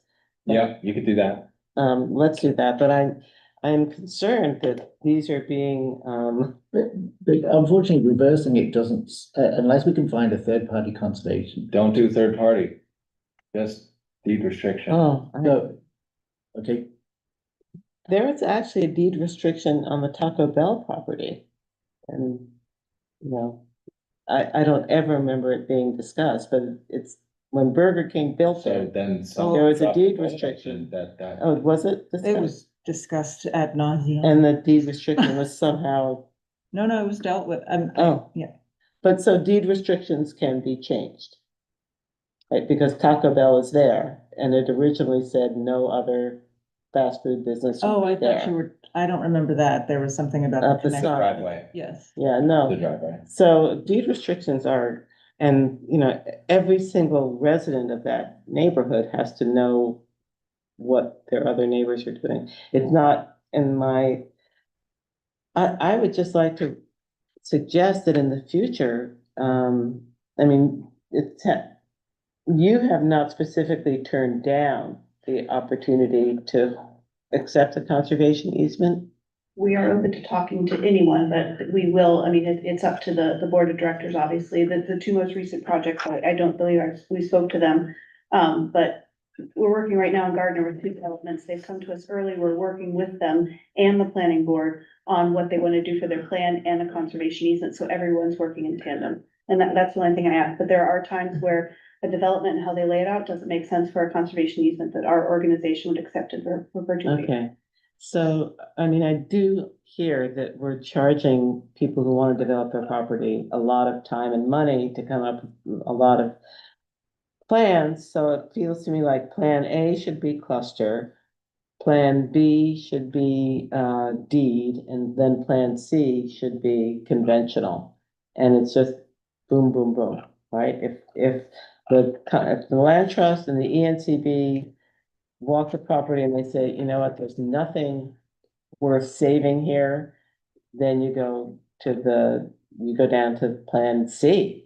But if there's something that looks like habitat or, Right, there's whatever. different aspects that go into a conservation easement, so there's many aspects to it, so, Right. any land is worth protecting, but it's, and I think a lot of that too is in the follow through of how it's enforced, so. I do hear what you're saying with some of these deed restrictions, if they all follow the town laws of what the building department can enforce, awesome. I will just say with conservation easements that we hold in the town, there are often items that are restrictions against conservation easement that are not a restriction for town code. And that's our world, not your world, so that's why I'm here. and Kitty, I think one of the challenges of defaulting to conservation easements is that we can't, once we identify that land area that needs the conservation easement, it's very slow and hard to find that Walker Valley is the only one in our area. And if we don't meet those criteria, then we've made them go through that whole process. Well, they're the only one. And it's unexecutable because. Well, that shouldn't, I mean, they're the only one because the land trusts all have their own specific region, right? You're not gonna have the Ronda Sopus Land Trust do an easement here. But, or maybe we are, maybe I'm If mistaken. they're willing to take on the perpetual obligation in the end game, the land's protected. I mean, we don't have territory wars, we all work together. Okay. But it is the long-term perpetual obligation is significant. So you could just make the default, the cluster, and if someone doesn't want a cluster, they go to the ZBA, right? That's how it could work. Oh, And then, that works. and then, And I that would not, cluster, if I that would cluster not, is enforced with deed restrictions. and then I would not handcuff anyone with a conservation easement. I would just, the cluster would just be a deed restriction. That's the cleanest, And that most keeps the simple. cluster. And then if you really want to do something that's not dense, you go get a variance. Wouldn't there also be criteria in there somewhere, like a certain development might not be, you might not be able to do a cluster? Variance. Yeah, you go to variance, you go to the zoning board of appeals. And if there's, and you would have a very good case for that if you can't do a cluster. I just Because feel of like the you're still terrain. adding. Yeah, no, that's that's an easy one. You're not adding any money or We're trying to time. encourage the cluster, right? So we want the default to be the cluster, right? That's the greener way, more environmental way. Yes. Yeah. So let's do that.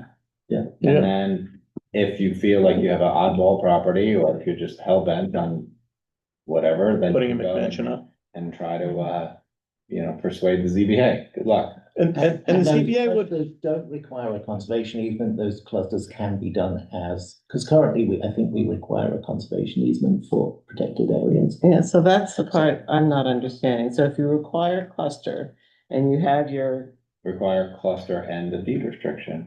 so each homeowner then is signing a document saying, I will not clear cut. No, I don't, that law already exists. You're not allowed to clear cut.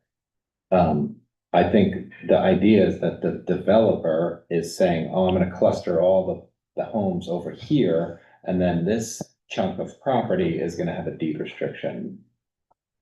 Which is enforced by the town, Which is enforced by the courts, yeah. but. So, The 10. you're basically putting a lot line down that's saying that this piece is owned by all these other properties and they can't. so it's like a homeowners association. Is that what happens? It's not really a No. homeowners association, but. No, I don't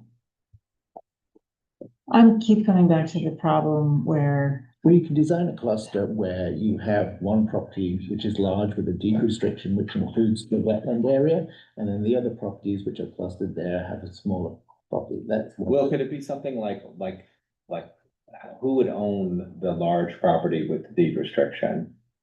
That's the It could be problem. dedicated to the town. Dedicated to the town, Oh. or could it be, Oh, yeah, And then the town, and then there's no development there. No, nothing there, unless, Who manages and monitors that? what's that? Who manages and monitors? but who manages and monitors any conservation easement on municipal property now? It always falls to the town. Yeah, right. well, by definition, if it's town property, right, we're monitoring it, Yeah. right? If it's a rail trail, Yep. which we own, they Unless there's a monitor. But if they conservation. monitor it, but who's the enforcement agent? It's still the municipality. Unless there's a conservation easement on it, then it's either a land trust or, But who does the enforcement at the end of the day? It's the It's the town. municipality. Correct. Even if it's municipal, even if it has a CE. Yeah. Yep.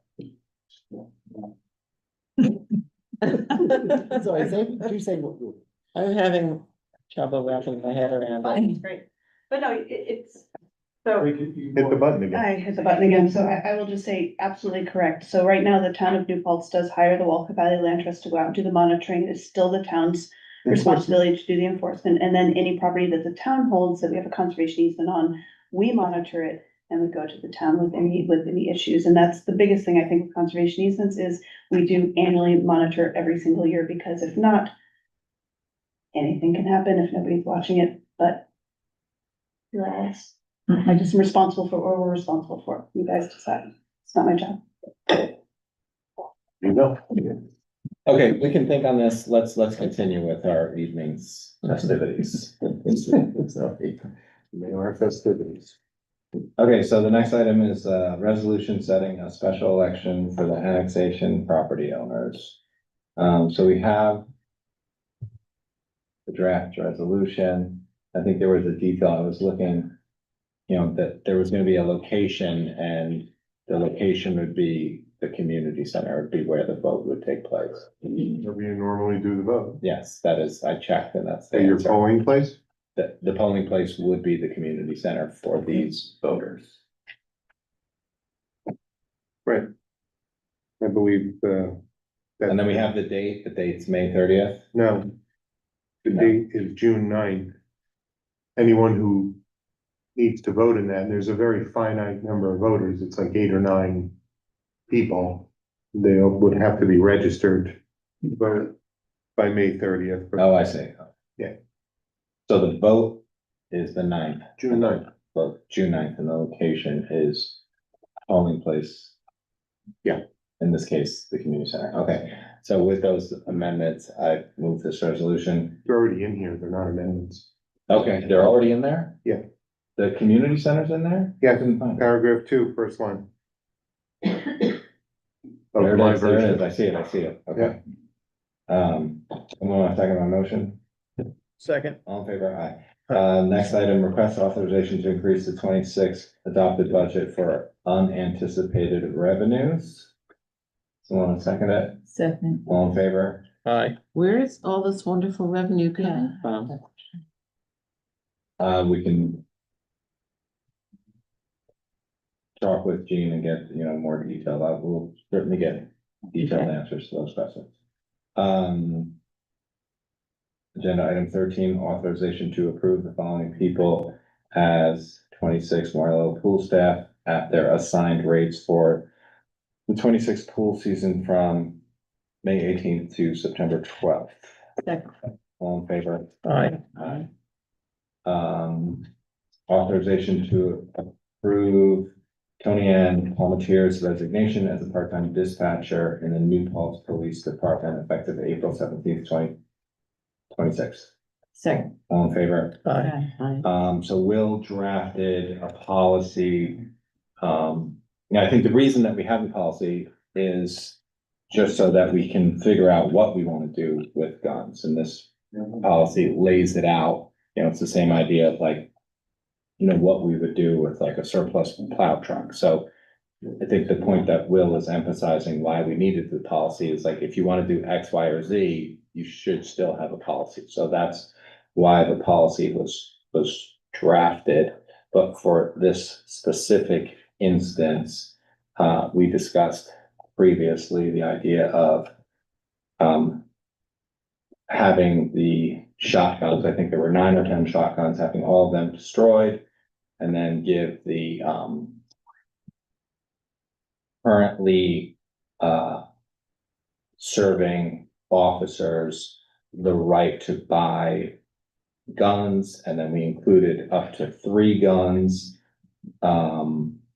And then any guns not sold would be, any of the handguns not sold would be destroyed.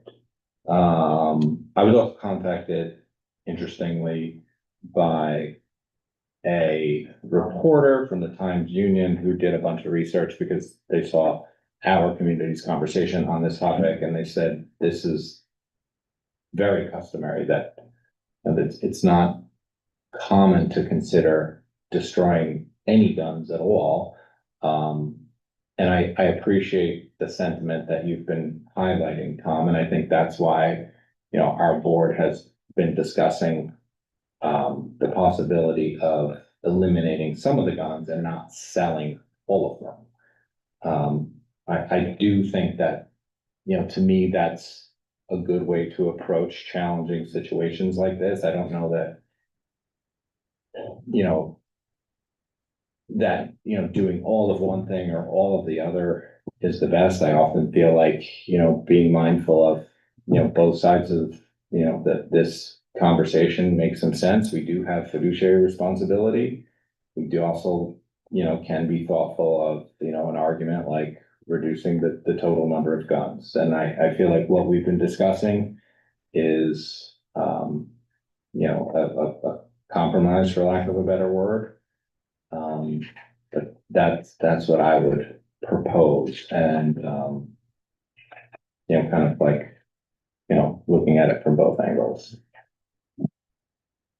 The board want to have any, Yeah, I think if you wanted to get guns, if your objective was to get guns out of criminals' hands, the best way to do this would be to take the money that we glean from this sale and then buy back guns. Like, so, if your goal was to get guns off the street, like if that was your true goal, like you said, hey, I want to get as many illegal pistols off the street because that's what we tend to see used in crimes, you would say, hey, let's take this money, we made 10 grand and let's go buy back some guns. And that would be way more effective at reducing the amount of illegal guns in criminals' hands. I don't think destroying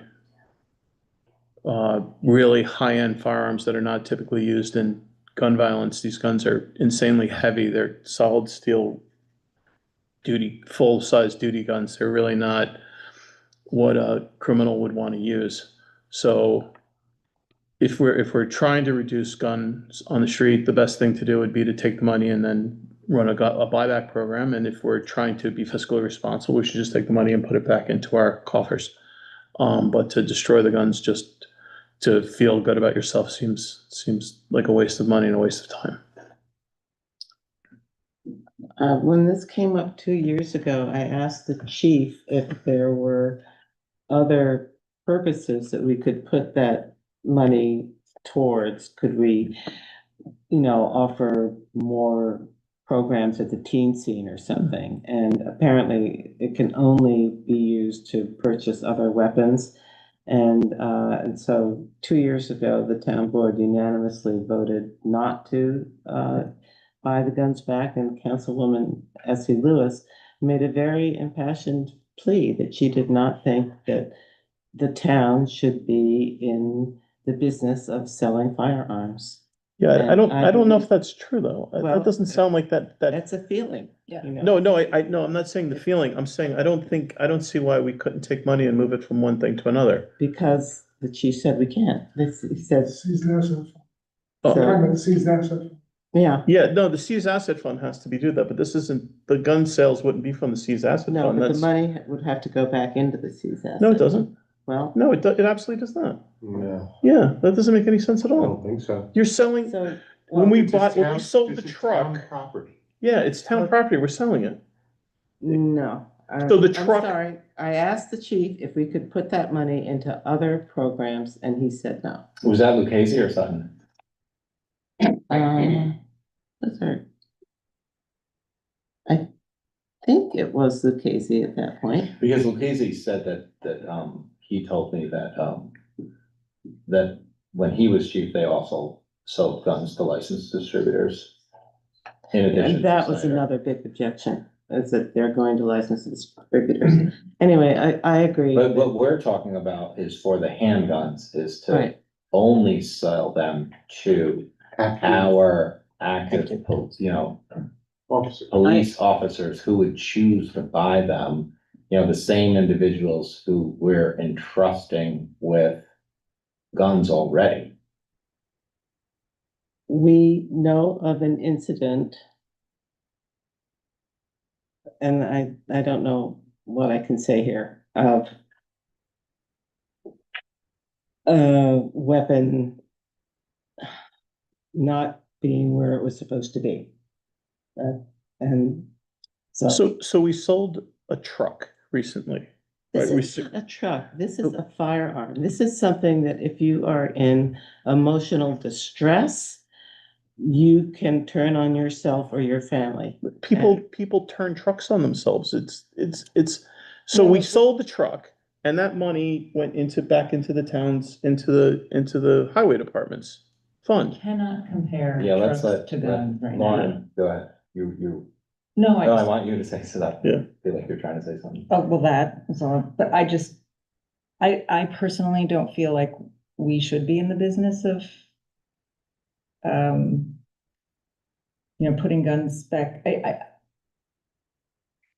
There is a high chance that those guns can end up out in the community. And then if you want to look at it as numbers and not just death or ethics, then there's what you're paying for police to come out to a site where somebody shot themselves and what, I have an article in front of me about how much more expensive that process is than just getting some money back for some guns you sell to your police officers.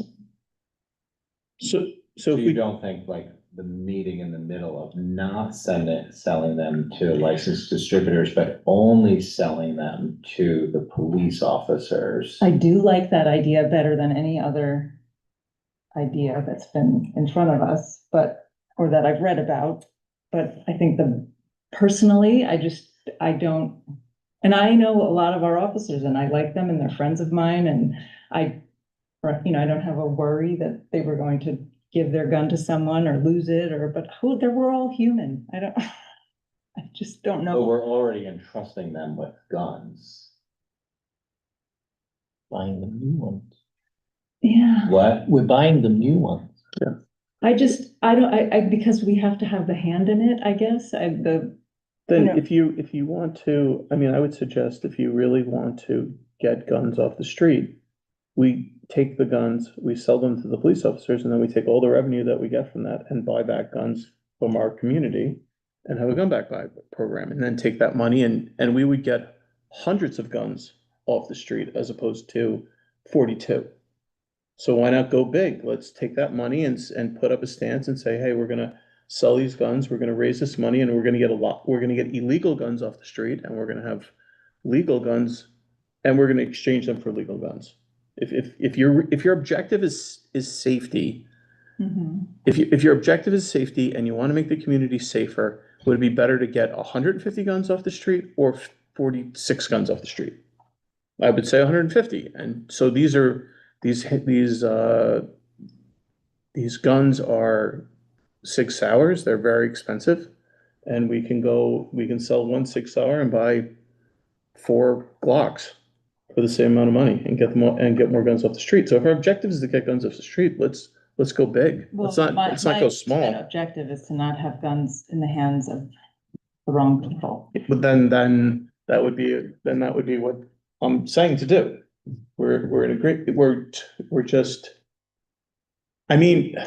So if you had a choice of getting 100 guns off the street or 40 guns off the street, which would be better?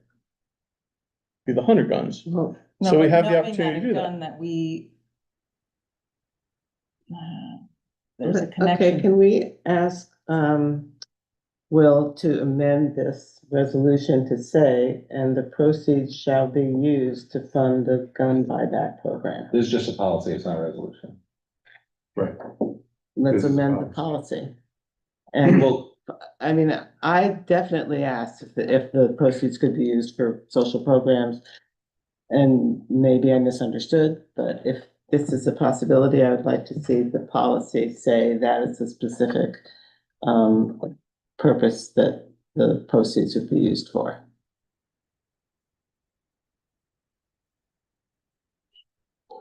Do you have any objection to adding that to our policy? I don't make the policy, Councilwoman. I do what you guys tell me. You guys are having this discussion, and if that's the consensus of the board to modify the policy, then I'll write it up. How do you feel, Lauren? Or would you rather? Well, I'm just. Well, we could do a couple things. Oh, just. We could do a couple things, right? We could, sell no guns to the officers, limited to 1 gun to the officer. The policy that's currently written says 3. Up to 3. Up to 3. That doesn't even, who knows what they'll even select. wherever you guys wanna land is fine with me. The policy also, in the policy statement, says all sales are discretionary and the final say goes to the town. So if you decide you don't want to sell any, this isn't a mandatory policy where it's automatic that officers have gotten a new right. They don't have a right. This is an option for the town. I mean, my understanding was that it was a kind of default, right? That under New York State, that, No. police departments could sell their decommissioned weapons. But in any case, They go where the town board says they go because it's town property and the town declares them surplus and decides what the disposition is. That part is consistent. It obviously would have to either be traded in to reduce the cost of the replacement weapons, or they would have to be sold to a licensed dealer, or you can have a policy saying they can go to your officers if the municipality so chooses. Can you repeat what you said before about it not being, it's just a policy and it doesn't mean we're we don't have to act on it? That's or? correct. Yeah, we don't. Page, let me read it. It's just quicker. Okay, policy statement on page 1 in Roman numeral 2, the last paragraph says, all sales are discretionary. The town retains full authority to determine whether, to whom, and on what terms surplus firearms and ammunition will be sold or otherwise disposed.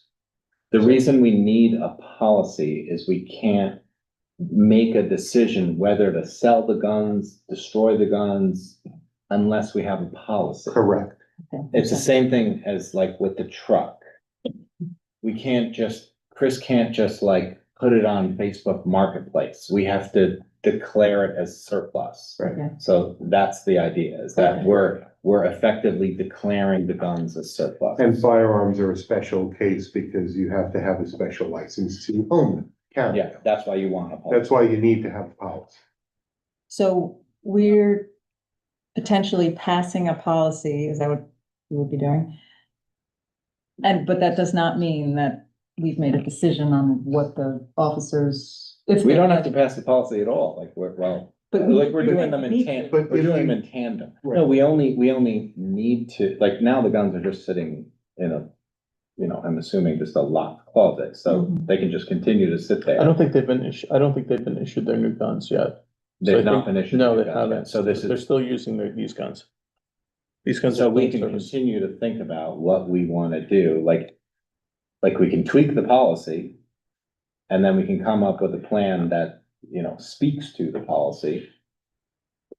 But We've not done either. adopting the policy does not bind the board to a particular course of action. Is that what you're asking? Yes, thank you. Yeah, the policy is pretty flexible too. It's loose in terms of what you can do in the future. This gives you the option to agree to sell out of service weapons to existing officers. Or destroy. Well, you can do that anytime, Really?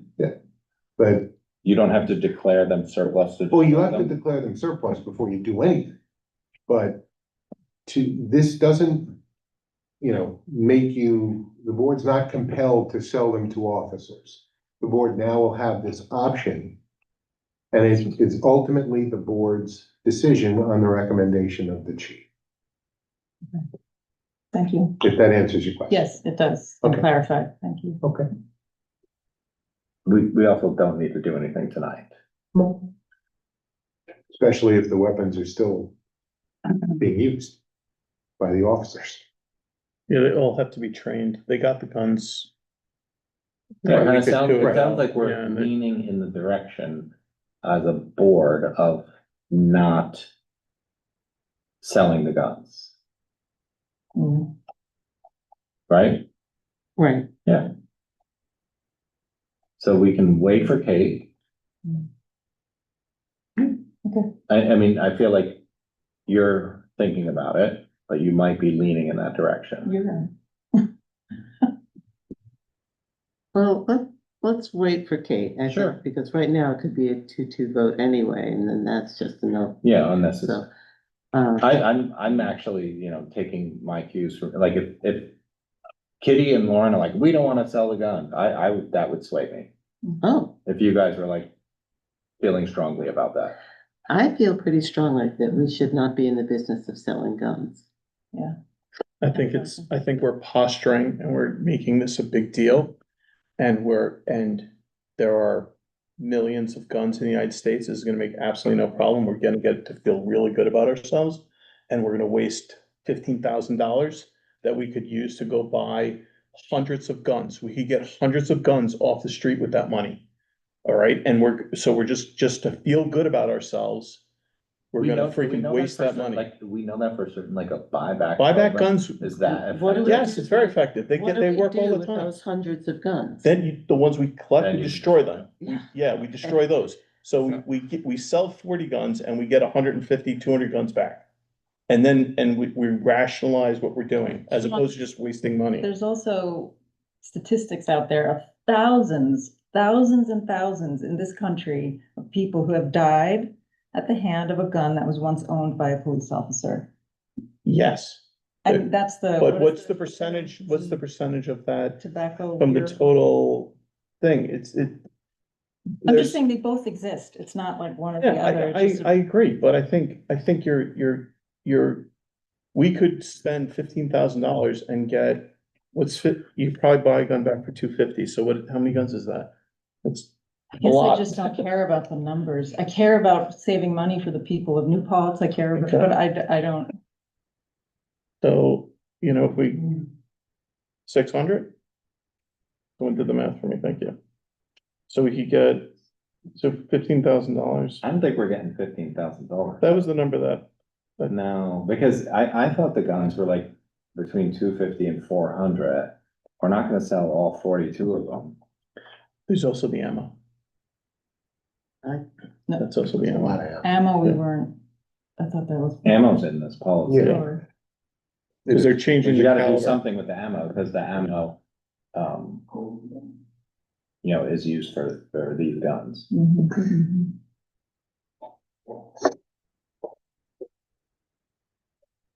So there's gonna be no action on this tonight. Yeah. It appears. I do appreciate that you wrote it and put it together. Well, we need it anyways. Yeah. I feel like the policy is useful, Yes. even if we're destroying the guns. I agree. I didn't put it together with us. Does the policy change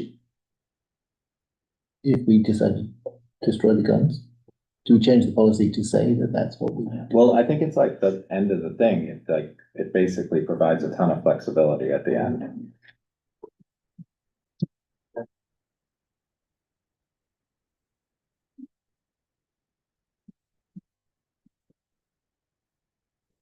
Yeah. Well, let's just make Kate decide. Poor Kate, she's gonna come in and Everything's hanging on Kate's. she's gonna have people She's not afraid. yelling at her. Paying the price for going on vacation. That's what happens when you're at the meeting, you get volunteered and blamed. All right, I move to authorize and approve the new recycling and reuse center logo designed by Max Cotet, who works at the recycling center. Thank you, Max. Second. All in favor? Aye. I move that we authorize to approve the Community Preservation Fund Advisory Board recommendation of appointing Neil Batez as a member and Zev Bruder as an associate non-voting member to the CPF Advisory Board. Second. All in favor? Aye.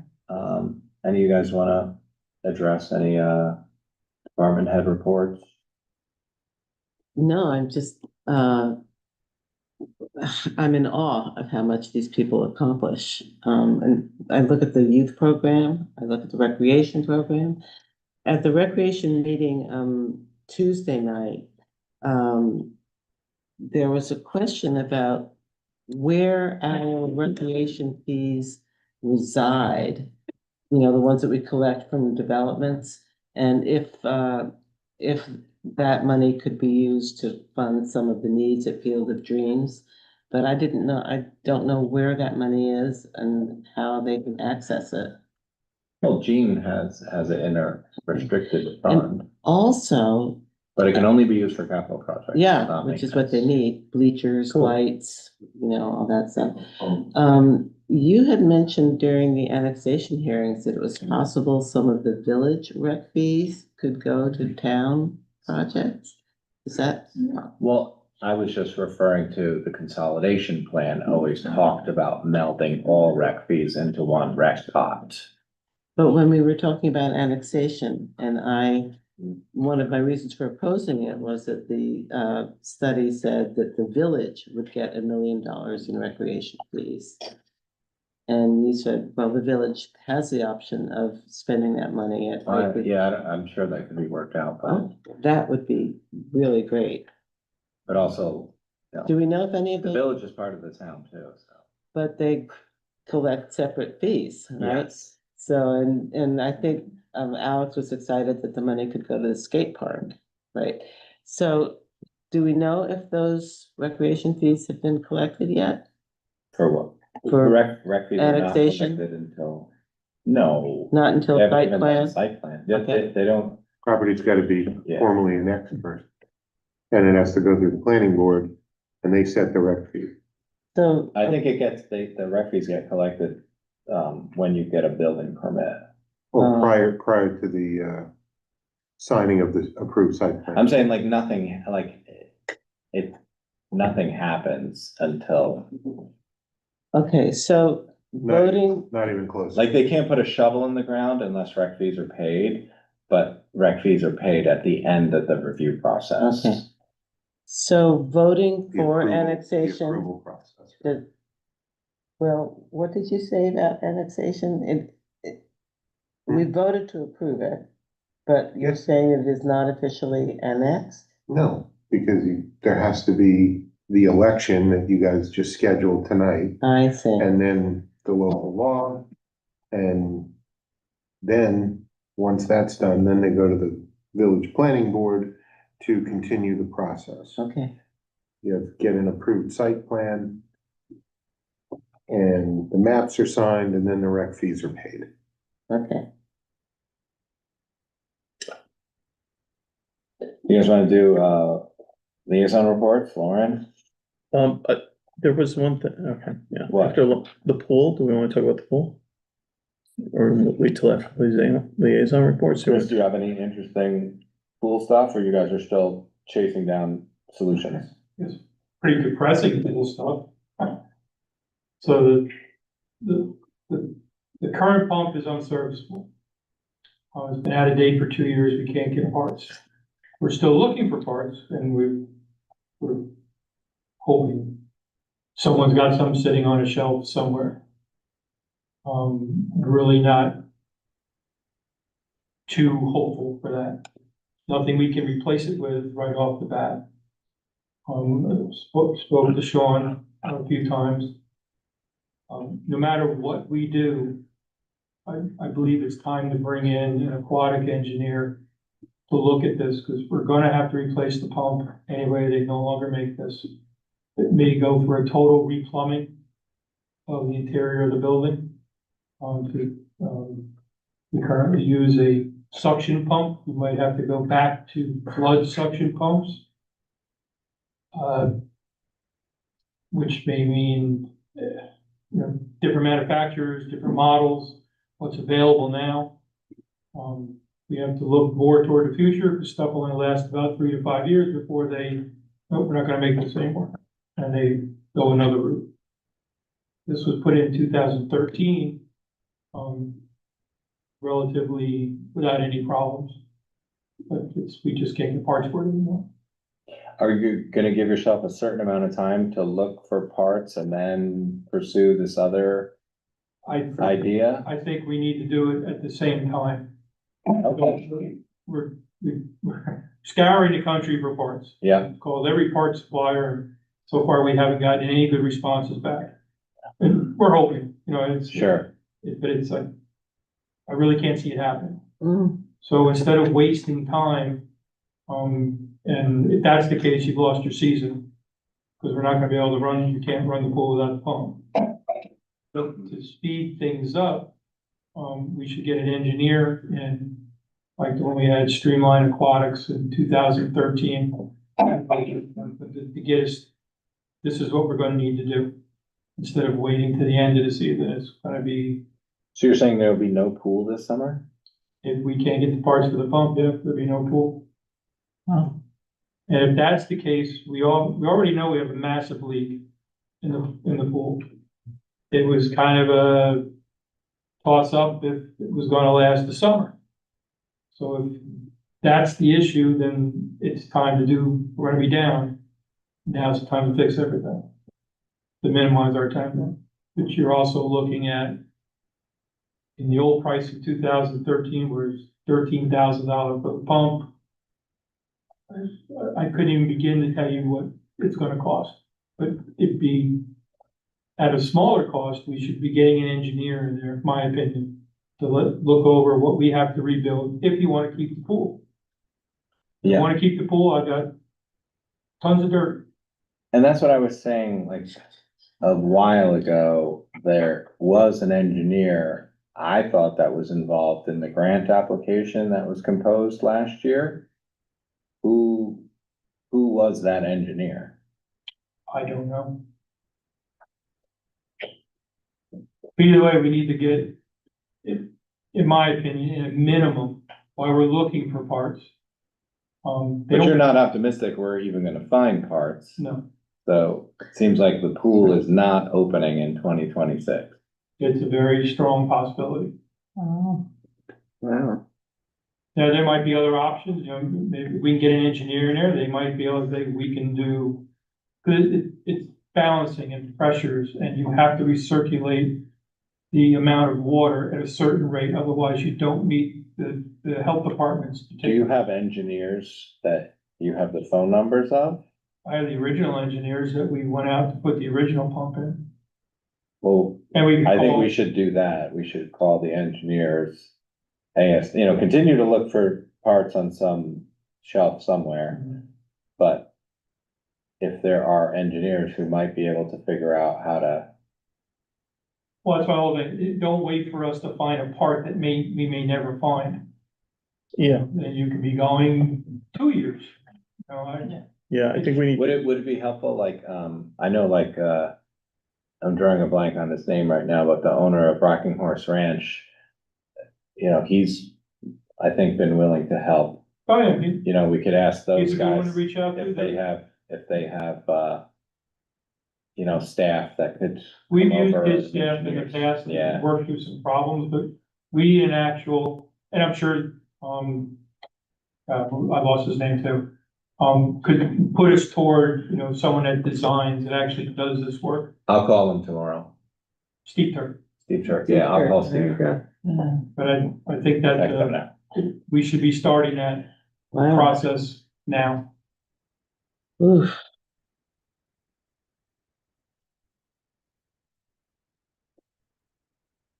And we'll have to figure out where those funds are coming from. And we don't even know how much they are, but I think you're right, let's explore every option. And we haven't stopped looking for parts. I mean, Bill's looking for them, I'm looking for them, plumber's looking for them. But it's a new world out there. No one keeps this stuff. You get Yeah. it so many years and everyone tosses it. They don't even have the old files. Okay.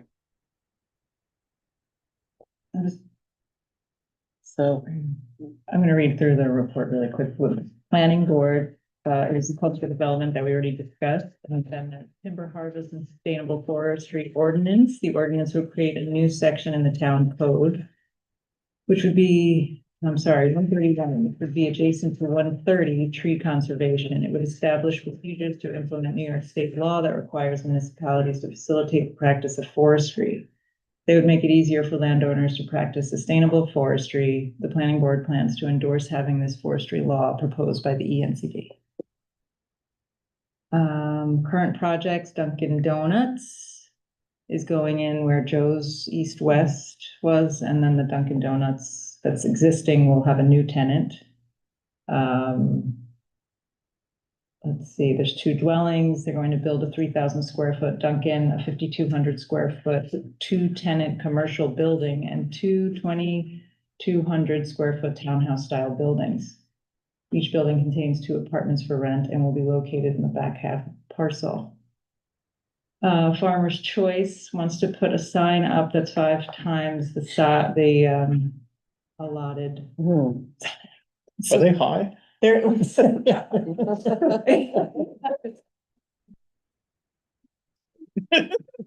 so late. That was so easy. That was floating by. I had to hit it. Is that the parcel Right down that the middle. Yeah. clear cut? Yes. Yeah. How are we dealing with that? I think they were fined or they did get some kind of slap on the wrist for what they. I did in think the it was a middle. mitigation plan as well. Oh, that's good. Okay. And they're going before the ZBA, public hearings May 18th, if anybody wants to attend. There's a lot line revision and it seems complicated, called 180 Design and Build, and then there's another subdivision that's just under review for quite a while right now. I do want to read the other one because these guys are so enthusiastic. Public access. They want the public to know they're expanding membership to include a 5th seat representing SUNY. There are ongoing efforts to expand content creation, strengthen community engagement, and move forward with infrastructure upgrades to NPZ-TV. And great news, there's opportunities for community involvement and content creation. Please get involved, reach out to npztv23@gmail.com if you have a story to tell or an event you would like promoted. They are really, really excited to do anything and everything. So anyone that's like interested in doing their own little film or they just want to be on TV or social media, reach out to them. They just did a filming at the Lemon Squeeze. It's a monthly showcase. Coverage of the chili cook-off at Water Street Market. They filmed an improvised comedy award show at the community center. And there's coverage of a Central Hudson meeting filmed by the community contributor. The committee also discussed a potential documentary project on local cleanup efforts, including an upcoming event at the New Paltz Bird Sanctuary. And that's it. Okay.